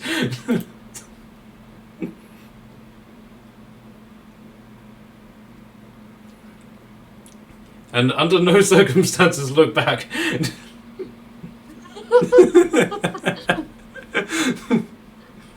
I'm gonna have a little look and I'm gonna be like, oh, he's here. Can I attempt to convey my like intentions to just go around Sushi to Sushi? Do you speak Aquan? No. You can definitely try. Whether the Kraken will understand you or not is another matter. I mean, To get closer, I could cast water walk on you. So you can walk out. right. Okay. I mean, it might end badly, but you go for a walk for half hour. Well, actually, hold on. Does anybody speak Abyssal, Celestial, Infernal, Primordial, or have telepathy? I have Celestial. Okay, so I understand Celestial. Okay, I'll get up off my oar and I'm gonna toss her on over. Okay, Kashan, what do you want to tell Sushi? Why it speaks Celestial, I have no idea. It's a very ancient creature. It was around when the Celestials were talking. This is true, probably. Sushi is majestic, okay? Sushi is majestic, I say in Celestial. Sushi likes this.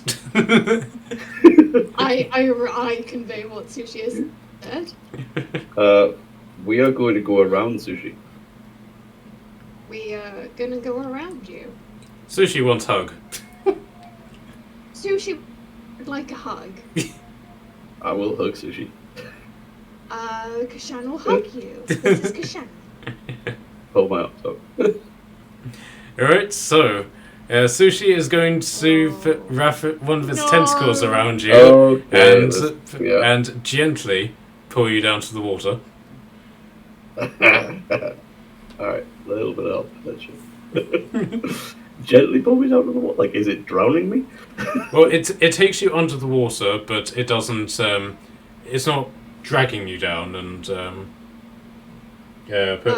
like in Pirates of the Caribbean or anything. It's very much a case of it's picking you up and is bringing you down. As you get taken up, I'm gonna cast water walk on you. You can walk on water now. Okay, I can walk on water. Right, so Can I take an insight check as to whether or not I think I'm in danger? yeah, sure. Roll the check.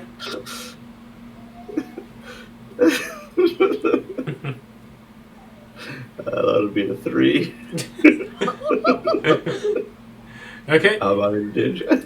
Okay, you are panicking. You are panicking a lot. I'm gonna. Okay. Do I see this? Yep. I'm gonna say Sushi in Celestial, obviously. Like, Sushi, Put him for under the- everyone's calm sake, what are you just giving him a hug or like, well, what's is he Yeah, going to come back onto the boat? Sushi's thinking about this, and eventually says, "Don't." And eventually says, "I'll put him back. I want hug." Okay, good.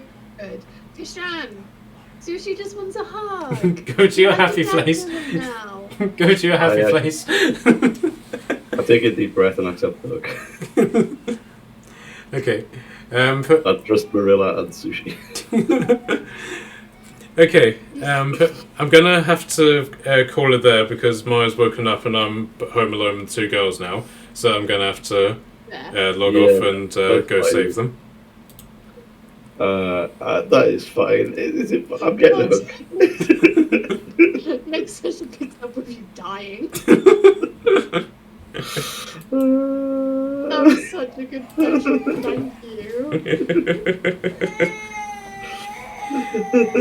All right, guys. I'll dash off. Really good session. So have a good night, and I'll let you know next week about this weekend about meeting up next week. Yeah, Yeah. I'm free all week. Oh, cool. Bye, guys. Bye.